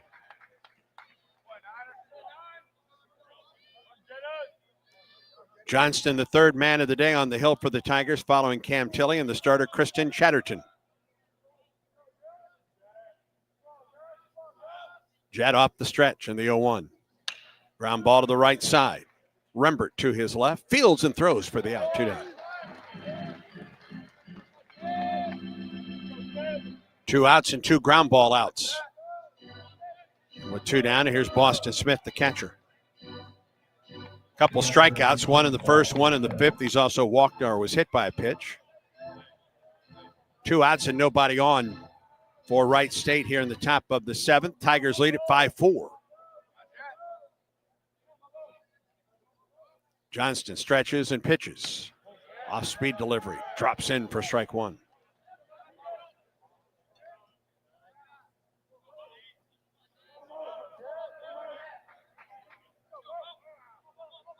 Long look in by the right-hander, Jet Johnston. Gets his sign. He stretches and pitches. Fastball that missed in. 1 ball and 1 strike to the left-handed hitting catcher for the Wright State Raiders.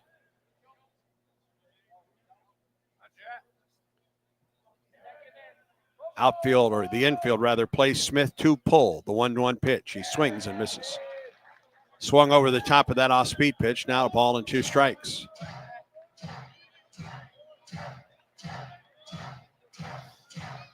And Auburn will go to the full shift now. Stretch in the 1-2. Bounced up there to the right of the catcher, Ike Irish. 2 balls and 2 strikes now to Boston Smith.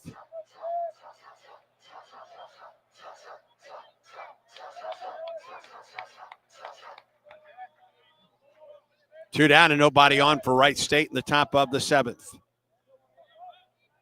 Johnston comes set, and the pitch on the way.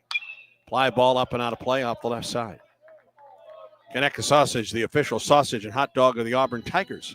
Conecuh Sausage is a game day favorite, always great on the grill. Pick up a pack at your local grocery store or visit the Conecuh Gift Shop in Evergreen, Alabama off I-65 at exit 96. 2 balls and 2 strikes, the count. 2 down and nobody on. Top of the 7th for Wright State. The pitch on the way. Missed high and away. Full count. Patrick Foltz waits on deck.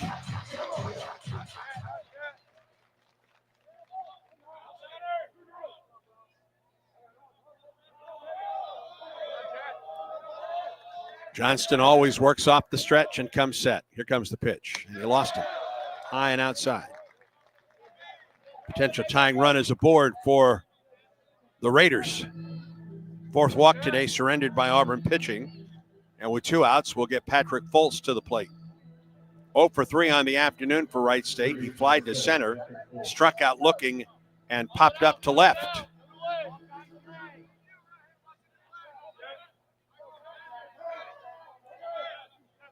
Smith at first with 2 down in the inning. Pitch on the way to Foltz. Ground ball right side. Rembert to his left. Makes the play and throws to first for the out. And that's our defensive play of the game presented by Cook's Pest Control. Don't forget to add pest control to your lineup, from keeping mosquitoes away to protecting against termites and clearing cobwebs. Spring cleaning isn't done until you call Cook's Pest Control. Rembert going to his left, almost on the first base line when he made the throw to first to get the out. No runs, no hits, no errors. A man left. 7th inning stretch time at Plainsman Park with Auburn on top 5-4. And Auburn baseball continues in a moment. Let's huddle up and make things happen with the only cards for the Plains. The Auburn University Regents Visa Debit Card and prepaid Regents Now Card. They're a win for your wallet and a big war eagle, whether you're purchasing stuff for game day or every day. Want to go all in on confidently showing your Tiger pride? Order your card now at Regions.com/Go Tigers. Regions, official bank of the SEC. Member FDIC. Terms, conditions, and fees apply. You've created a comfortable home office. Now let Carrier provide the cash bonus. For a limited time, you can claim up to $1,550 in cool cash rebates on a qualified Carrier home comfort system. There's never been a better time to upgrade to year-round premium comfort and energy savings. Carrier, turn to the experts.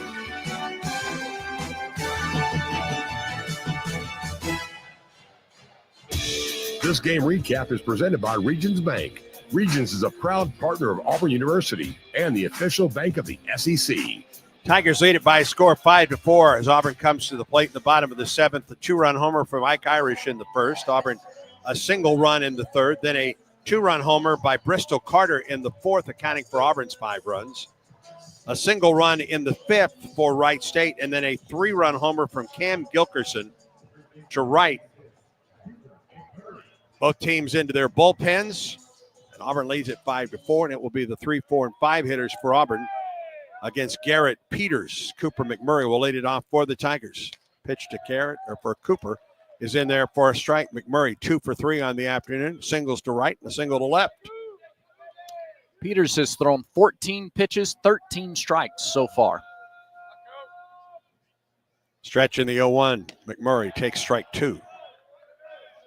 The first pitch he threw was a ball to Chris Rembert. He has thrown nothing but strikes. Make that 2 pitches outside the zone, but has thrown a majority of strikes here.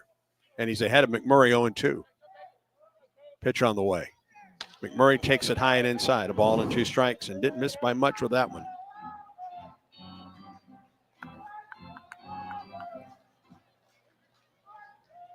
McMurray, then Fabian, and Terrell for Auburn. Tigers looking to add to a 1-run lead here in the 7th pitch. McMurray gets strike 3. Boy, that is a break. That's an off-speed pitch. The lefties, I think it's going to keep tailing away from them, and it's caught the corner. He did it to Irish and to McMurray. Back-to-back strikeouts looking to 2 of Auburn's very best left-handed hitters. Irish to end the 6th, and McMurray to open the 7th. 1 out for Derek Fabian. Pitch on the way. Swing and a foul tip. Strike 1. Boy, against the right-handed hitters, he almost turns his back to you coming home. Tough to see it coming out of his hand until it's too late, the 0-1. Right down the middle for strike 2. And you can feel the momentum kind of changing in this ballpark. Auburn led 5-0. It's a 5-4 game. Wright State has one of its best guys out there. And the 0-2. Line drive caught by the first baseman, Peltier. 2 down.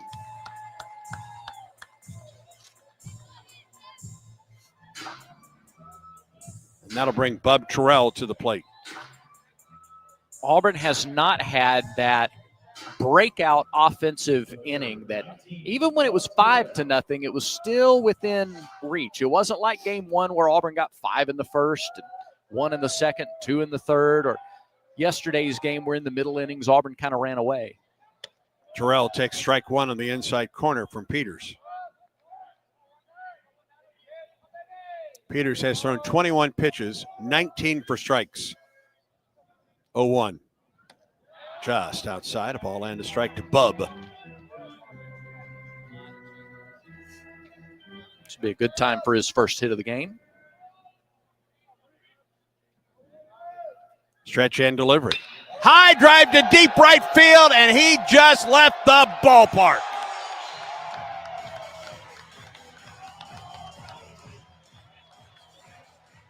Second home run for Bub Terrell.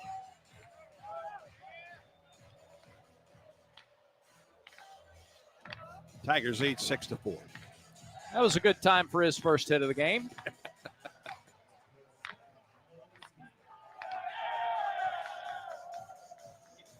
That was a Tiger Woods 2-iron, buddy. Yes, it was. Here's Cole Edwards.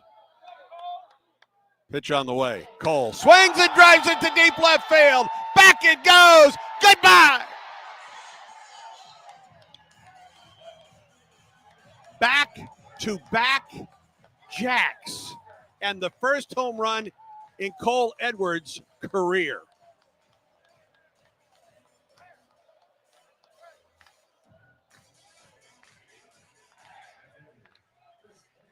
And for the time being, the pendulum has swung back to the home team. Yes, it has. 2 fastballs, and Bub and Cole were ready for both. Dugouts fired up. Crowd's fired up. I can tell you, on a cold, cloudy day, it's easy just to sort of sit there and keep your arms close and stay warm. And those back-to-back home runs inject a little life into everybody. There's Chris Rembert. 2 down, 2 in for Auburn. The pitch. Rembert takes it high for ball 1. I'm a little surprised that after the home run to Terrell, that they didn't come in with the slider to Edwards, who had really struggled with that pitch, but they came in with a fastball, and he was ready. Rembert up the middle, base hit. 84, and the freshman got it off the end of the bat to straightaway center. These last 3 hits, all lashed. Freshman, sophomore, freshman. 3 straight 2-out hits, 2 of them homers, and here's another, the Auburn freshman, and Chase Fralick, who is 2 for 3 on the day. 7-4, Auburn on top. We're in the bottom of the 7th in game 3 of this series. Peters stretches, throw to first. Oh, and it gets away from the first baseman. Bounces off the wall into right field. Rembert around second. He's going to go to third. Here's the throw, and he is out. And the inning comes to a close. It's a throwing error on the pitcher, but Rembert is out 4-5. 2 runs, 3 hits, no errors, and no one left for Auburn. We're through 7 at Plainsman Park with the Tigers on top 7-4. And this is the Auburn Sports Network. Southeastern Industrial Contractors offers the path to a productive and successful career for hard workers of all ages, especially young people looking to jump straight into the workforce. Southeastern Industrial Contractors is now hiring for great paying skilled trade positions. Managing partner Derek Harville is a proud Auburn University graduate with deep roots in the community. Give him a call at 334-209-6355 to learn more. Southeastern Industrial Contractors, 334-209-6355. Hip pain is not to be taken lightly. It could be a sign of hip impingement. If pain, stiffness, or limping persists, see a hip specialist at the orthopedic clinic. Treatment includes non-surgical options, but if surgery is needed, minimally invasive arthroscopic hip surgery is only available locally at the orthopedic clinic. Don't wait. Schedule an examination today. Call for an appointment, 334-749-8303, or visit theorthoclinic.com.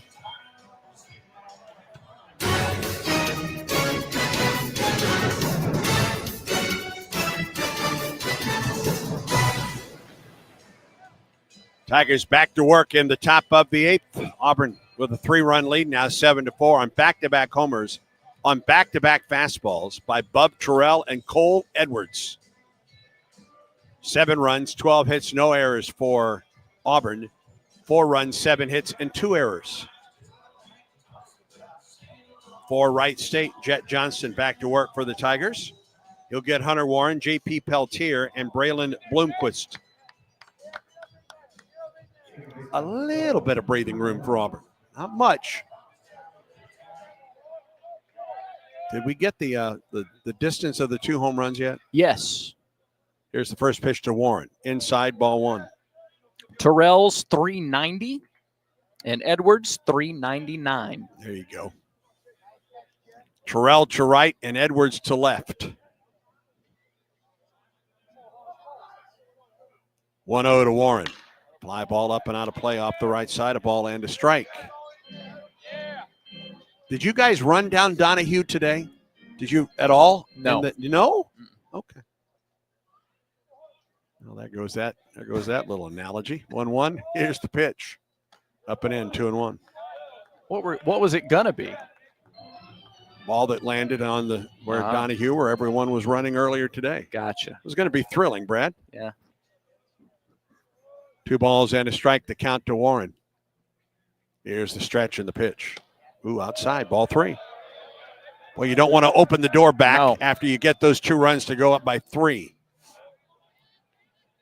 3 balls and a strike to Warren. He leads off the 8th. Auburn leads it 7-4. Now the stretch and the pitch. And he lost it. Missed inside, leadoff walk. John Armstrong was warming up in the last half inning as Johnson allows his second walk, and we'll see if looks like the bullpen will get back to work for the Tigers. So Auburn 7, Wright State 4. Top half of the 8th and a leadoff man on base for the Raiders. That has been most of the afternoon for Wright State today. Pitch on the way. Ground ball could be 2.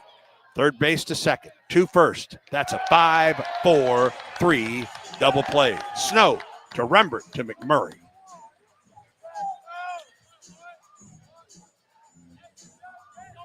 That is the 8th double play Wright State has hit into this year, and this is their 5th game. 2 down and nobody on, and here's Braylon Bloomquist. It's the 9th if you want to count the strike them out, throw them out double play earlier in the game. Pitch on the way. Bloomquist swings over the top of the fastball. 0-1.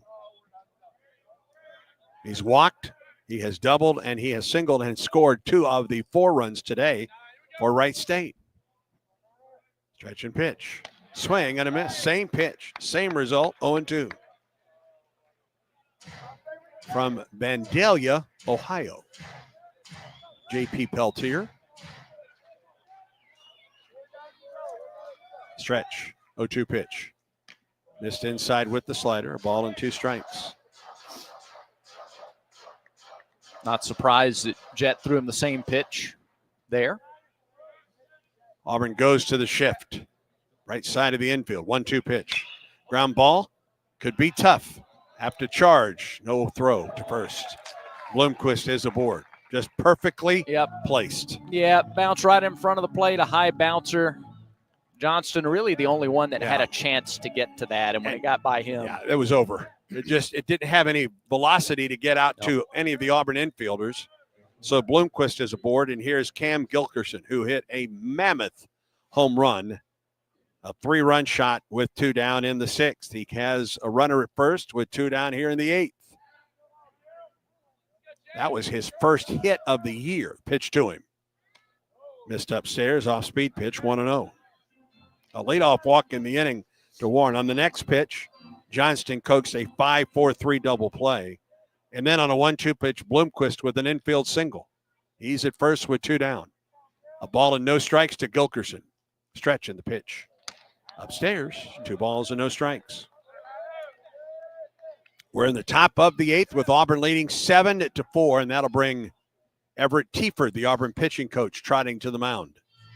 What a big double play to erase that leadoff walk now, because Gilkerson comes to the plate, and the best he can do is cut it to 1 again. Carson Myers was down there with Armstrong earlier. I don't know that he was throwing. I just saw him in the bullpen. And I think Hayden Murphy has replaced both of them. Yeah, Hayden Murphy is the one warming up in the pen right now for Auburn, and the meeting on the mound is quick, even before the home plate umpire, Joseph Smith, could get out there. A runner at first, 2 outs. You got 4 more outs to get in the ball game.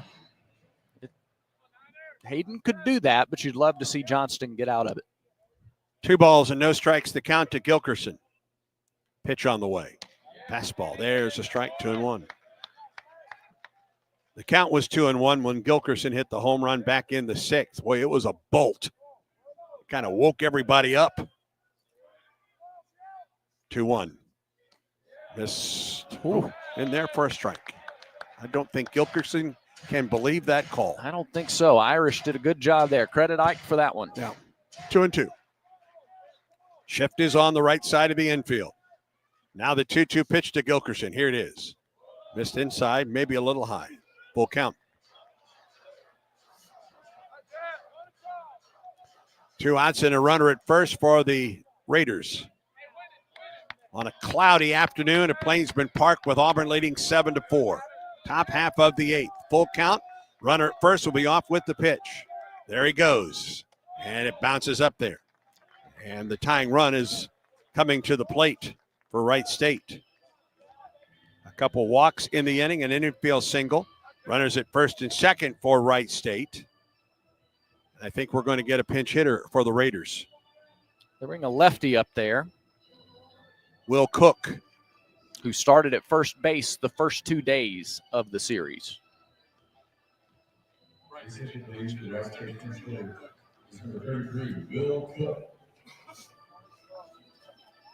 Cook hitting 167 on the season. He's 1-4-6.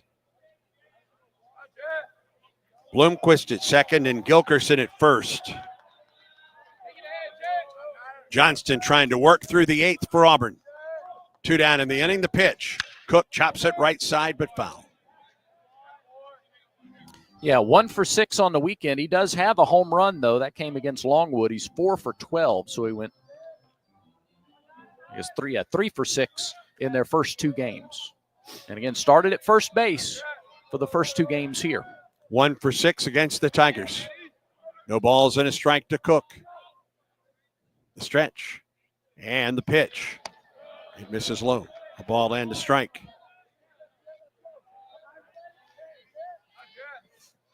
Cook to the plate with runners at first and second and 2 outs in a 7-4 Auburn lead in the top of the 8th. A ball and a strike to the left-handed hitter. Pitch on the way. Low, 2-1.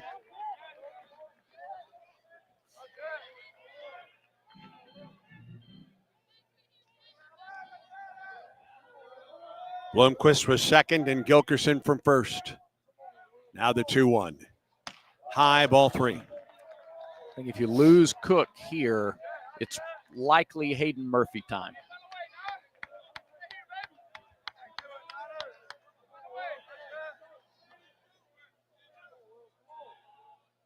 The stretch and the 3-1 pitch. Cook, little blooper into center. Here comes Carter. He is there. The inning is over. No runs, a hit, no errors, and 2 men left for Wright State through the 8th. Auburn to the plate in the bottom half of the inning. Tigers lead at 7-4 as Auburn baseball continues in a moment. When the game is on the line, you want someone you can count on. At Alabama Power, we believe in consistency and having each other's back. It's our game plan to safely deliver the electricity you depend on. We give 100% to achieve 99.9% reliability. Learn how we power a better Alabama at alabamapower.com/reliable. Alabama Power is a proud supporter of the Auburn Tigers. The passion, the tradition, the rivalries. SiriusXM is your destination for all things college sports, and we've got you covered. On SEC Radio, there's complete coverage of every school in the conference, including live games, plus 24/7 talk and analysis. So cheer along on the SiriusXM app and listen to your favorite team anywhere. And now you can get 3 months of SiriusXM free. Subscribe now. See all for details at SiriusXM.com/SEC Sports. This is Coach Butch Thompson. Back to more baseball on the Auburn Sports Network.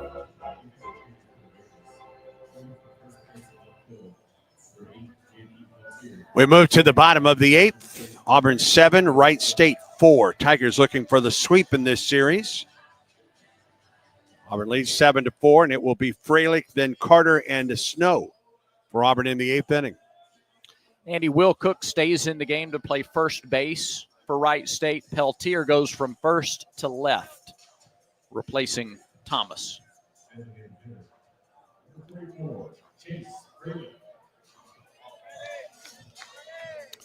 Freilich will lead it off for the Tigers. 2 for 3 day for the Auburn freshman DH.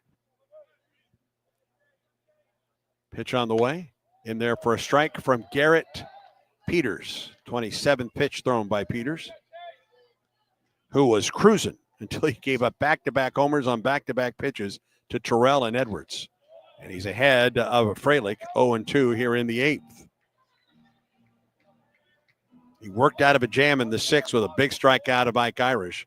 But with 2 outs, Terrell and Edwards both homered, giving Auburn a 7-4 lead. Pitch. Freilich takes it just off the outside edge. A ball and 2 strikes.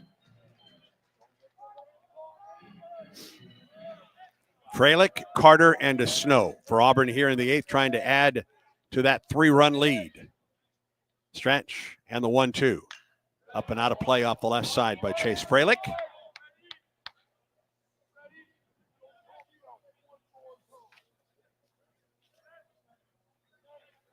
6'2", 226 from Peachtree City, Georgia, McIntosh High School. Frelick awakes the 1-2 delivery from Garrett Peters. Here it is. To the shortstop in the shift. Actually, the third baseman in the shift. He throws to first for the out. 5-3 on the putout. Been impressed by Fultz in the field. He took at least 2 extra base hits away yesterday and then handled that hop off the mound really well. Has had to play back on a couple of hard hit balls today. Just really sound defense by Fultz. Here's Bristol Carter. Hit a home run to left back in the fourth. A 2-run shot. The pitch to him. He tries to bunt his way on.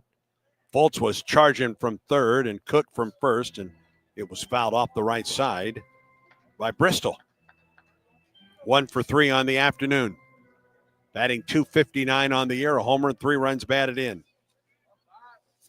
He's played a fine center field for Auburn here this afternoon. Stretched by Peters. Now the 0-1. Fouled it up and out of play. A ball or no balls and 2 strikes. And Peters back into that rhythm of throwing almost nothing but strikes.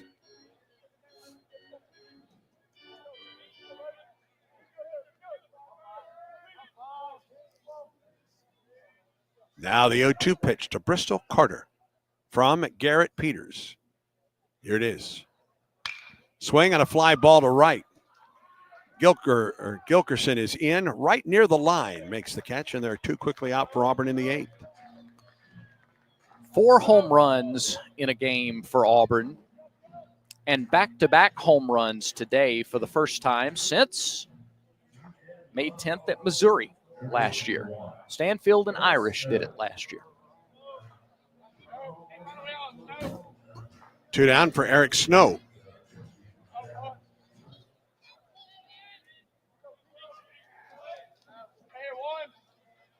Two down, nobody on. The pitch to Eric. Hit him. Off-speed pitch at 75 that just came up and in. And let's see if Auburn can work some more 2-out magic.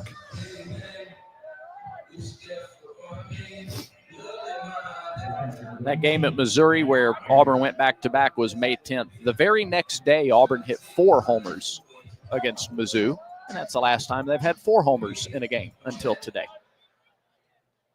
Snow at first with 2 down, and here's Ike Irish, who hit a 2-run homer to get things started in the first. Pitch on the way. Ike takes a strike. Ike came to the plate with runners at first and second in the 6th and struck out on 3 pitches just like that, all looking and all moving away from Auburn's left-handed hitter. Now the 0-1. Ground ball fair past the first baseman into right field. Snow around first, around second base. He digs for third. The throw is cut off. And Auburn has runners at the corners with 2 down. That was not away that time for Ike Irish, was it? No, missed his spot, left it over the plate. Ike's not going to miss that. Oh, yeah, he left that inner half.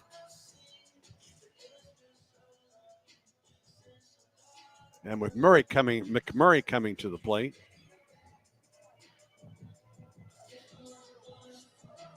The umpires, after talking with Coach Sogard, the head coach for Wright State, the umpires are getting together. And I'll be honest, if there's interference from Snow on the play.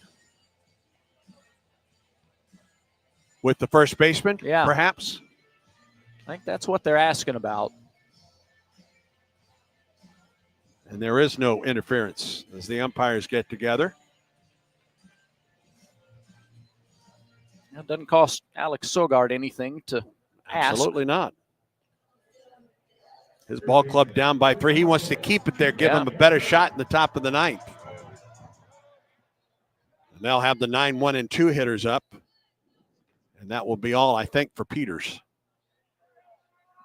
Got a righty and a lefty in the pen for, well, I don't know if that's enough. I don't know if that's all or not. Righty and lefty warming up in the pen. And this may be to give those 2 an opportunity to continue throwing.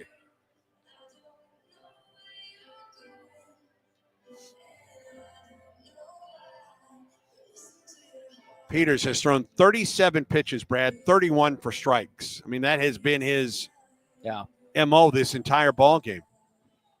Max Weitzel is one of the two loosening. He's the right-hander. And they'll stick with Peters for the time being.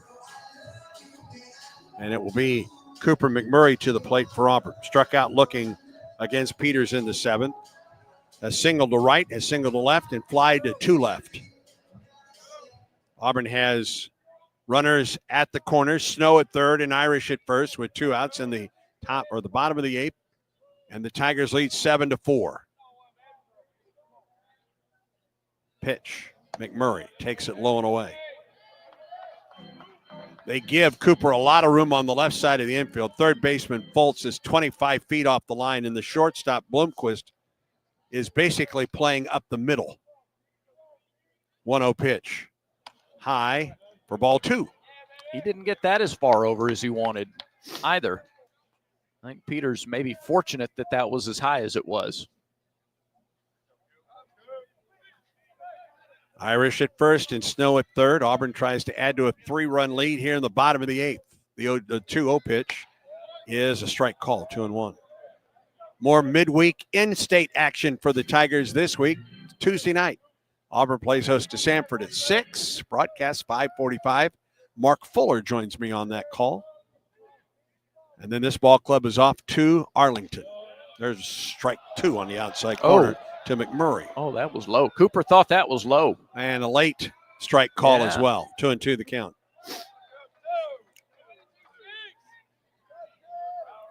Irish gets his lead at first and Snow from third.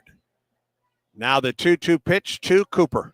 Ball 3 and outside, and Irish will go to second base.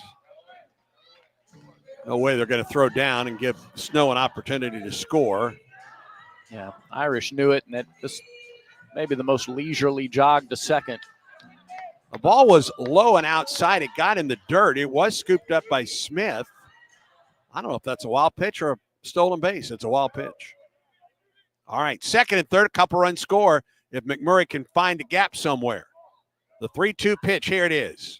Ball 4, he walked him, and the bases are loaded for Derek Fabian. Yeah, that's ball 4. Yeah, that's ball 4. Cooper making sure. Woo. And now Fabian to the plate for the Tigers. Derek is batting .429 with runners in scoring position, .412 with runners on base, and .364 with 2 outs. I think this is his first at bat with the bases loaded, and that will be all for Garrett Peters. And Wright State will make a Pepper Tree pitching change and will go to their right-hander coming out of the pen.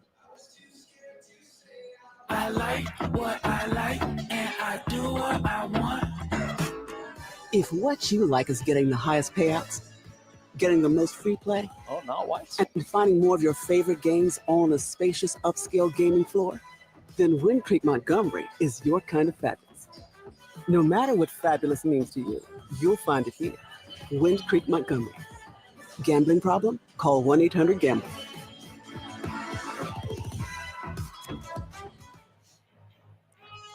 The new pitcher for Wright State is a guy we saw yesterday, Warren Hartzell, a 6-foot junior right-handed pitcher from Greenville, Ohio.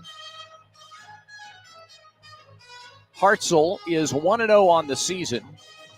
2 2/3 innings. This is his 3rd outing of the year. He's given up 1 hit, walked 1, struck out 5. The 1 hit that he gave up was a double. No earned run average, hasn't given up any runs this year. So Hartzell, the new pitcher for the Raiders, he is their 4th of the day. Peters goes 2 2/3 innings, gives up 2 runs on 6 hits. Peters walked 1, struck out 2, threw 1 wild pitch, and hit a batter. Peters with 43 pitches, 32 of them for strikes. He now leaves the game, and Warren Hartzell is in. This is a must guy for Wright State. Auburn leads it by 3. They got to figure they got to at least keep it a 3-run game going to the 9th. Hartzell came into the game yesterday and struck out 3 straight batters before Auburn got to him a little bit. He struck out Terrell, Lucas Steele, and Chris Rembert for the final 2 outs of the third and first out of the fourth innings yesterday.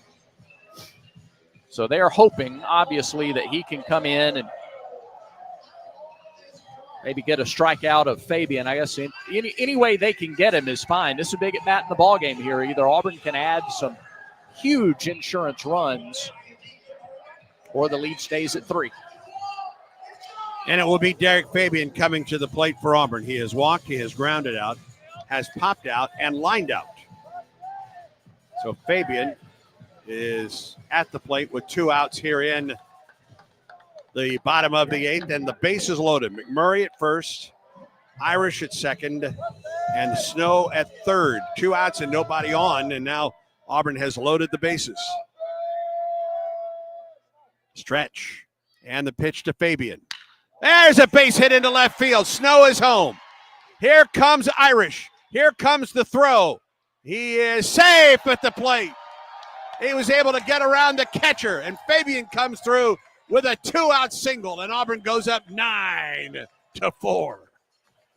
The throw was there in time, but Irish competes for everything. He moved to the inside of the bag. You know what? The catcher Smith had to reach a little to his left, and so Irish was able to get to the inside just enough to skirt the tag and get to the plate, and then Ike sprinted to the dugout. McMurray held up at second. Fabian a 2-run single, giving Auburn a 5-run lead. And here's Bubba Terrell. The stretch by Hartzell. And the pitch, high and outside to Terrell. It was a 1-run game going into the 7th. There were 2 outs in that inning. And Terrell hit a homer, and then the next pitch, Edwards with a homer. 2 outs and nobody on here in the 8th, and Auburn loaded the bases, and they've scored 2 runs. Now the 1-0.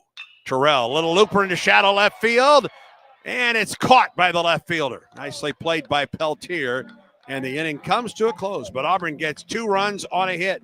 No errors and 2 men left. We go to the 9th. Auburn 9, Wright State 4. And this is the Auburn Sports Network. Get comprehensive coverage of every Auburn basketball game right here on the Auburn Sports Network on the Regions Bank postgame show. Analysis, scores, stats, plus an exclusive interview with head coach Bruce Pearl. Regions Bank is proud to be the official bank of the SEC. Don't go anywhere after the final buzzer. Stay tuned for the Regions Bank postgame show only on the Auburn Sports Network. This is Coach Bruce Pearl on the Ford F-150 Highlight Show. I tell my team that if we play smart, out-hustle the competition, and work hard each and every day, we can be winners. And you know what? That's how Ford F-150 does it too. Offering an outstanding combination of smart tech, power, and capability, F-150 is the key to help me win the day. Hey, why don't you see how the official truck of the Auburn Tigers can help you? Go to buyfordnow.com or see your local Ford dealer today. War Eagle.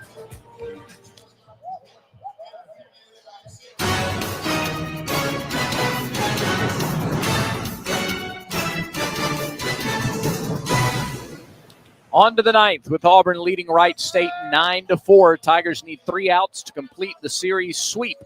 And Hayden Murphy, the closer, comes in. Not a safe situation here because Auburn added those runs in the bottom of the 8th, but he comes in for his 2nd appearance of the season. Murphy, the 6'4", 200-pound junior right-hander from Chula, Georgia. He's on the Stopper of the Year watch list. 1 outing, 1 inning, 1 hit, 1 run, 1 walk, 1 strikeout. So ones all across the board for Hayden in his 1 inning against Holy Cross last weekend. Just his 2nd appearance of the season. But the guy that Auburn feels like can be its primary closer this year. Worked a lot with Blake Burkhalter in the offseason. Developed a cutter, added that to the arsenal. And Murphy comes on to try to get the last 3 outs of this game. He'll face the 9-1-2 hitters in the order. And we will get a pinch hitter to lead off the inning. It's Nate Manley, sophomore out of Loveland, Ohio, to lead it off. Manley hitting .231.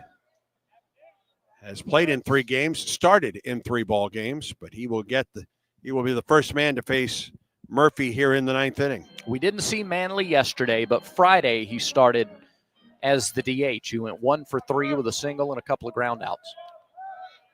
Murphy, the wind and the pitch. Fastball, strike call at 95 and down.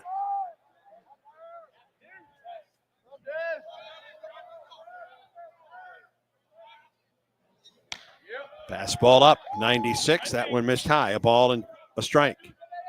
Top of the order, and Gus Gregory waits on deck. Now the 1-1 delivery. Fly ball into shallow center. Carter is on, and he's there to make the catch. 1 out in the 9th. Terrell got there and could have made the catch, but Carter pretty early on, I think, called him off, so Bub just kind of stood there and watched. I think Bub beat him to the ball, but Carter had the angle, made the catch. And he's the center fielder. Yeah. 1 out. Here's Gus Gregory. Wind in the pitch. Strike call on a high fastball. Gregory singled in the first, thrown out trying to steal second. He's grounded out 3 times since. Now the 0-1. Swing and a miss. Fastball, 96. Not a lot of intrigue right now from what Murphy's throwing. Auburn with the shift on, the 0-2 pitch. Swing and a miss. Fastball at 98. 98. Wow. On that heater. 2 down. 2 down and nobody on for Wright State. Auburn 1 out away from the sweep. And here is Boston Smith, the catcher.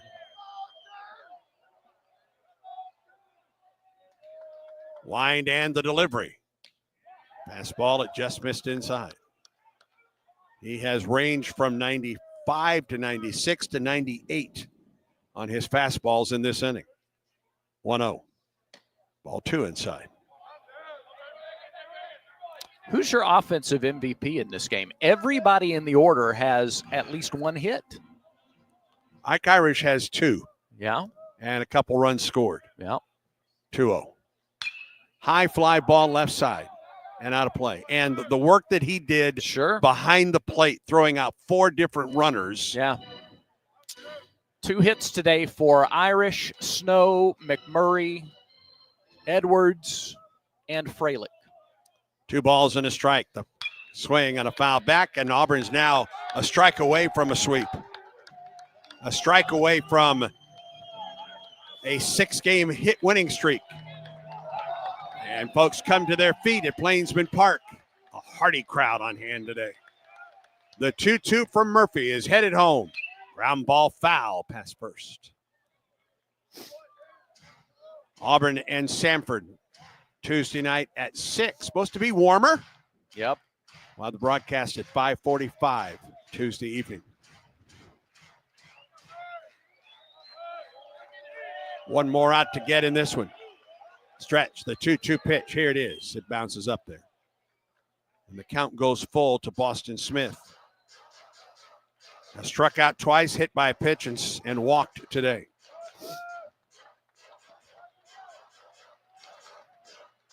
After Wednesday, the Tigers on Thursday morning head to Arlington, Texas. 3-2 pitch. Here it is. Out off the left side. Smith battling, so is Hayden Murphy. Auburn basketball Wednesday night at home against Ole Miss at 6, and then the Tigers head to Kentucky for a 1 o'clock tip-off at Rupp. Now another 3-2 to Smith. Just missed inside. Ooh. And Wright State is still alive after the 2-out walk to Smith, and that brings Patrick Fultz to the plate. 0 for 4 today, but boy, he has been terrific at third base this weekend for Wright State.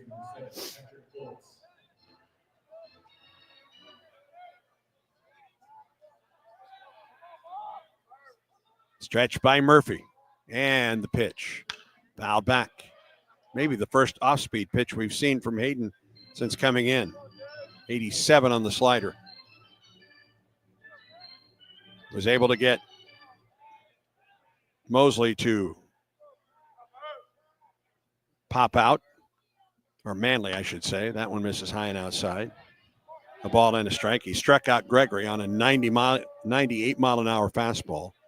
Got ahead of Smith, but lost him to a walk.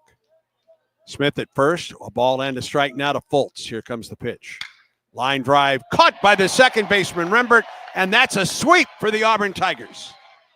Auburn wins it today. The final score, Auburn 9 and Wright State 4. Stay tuned. Auburn baseball continues in a moment.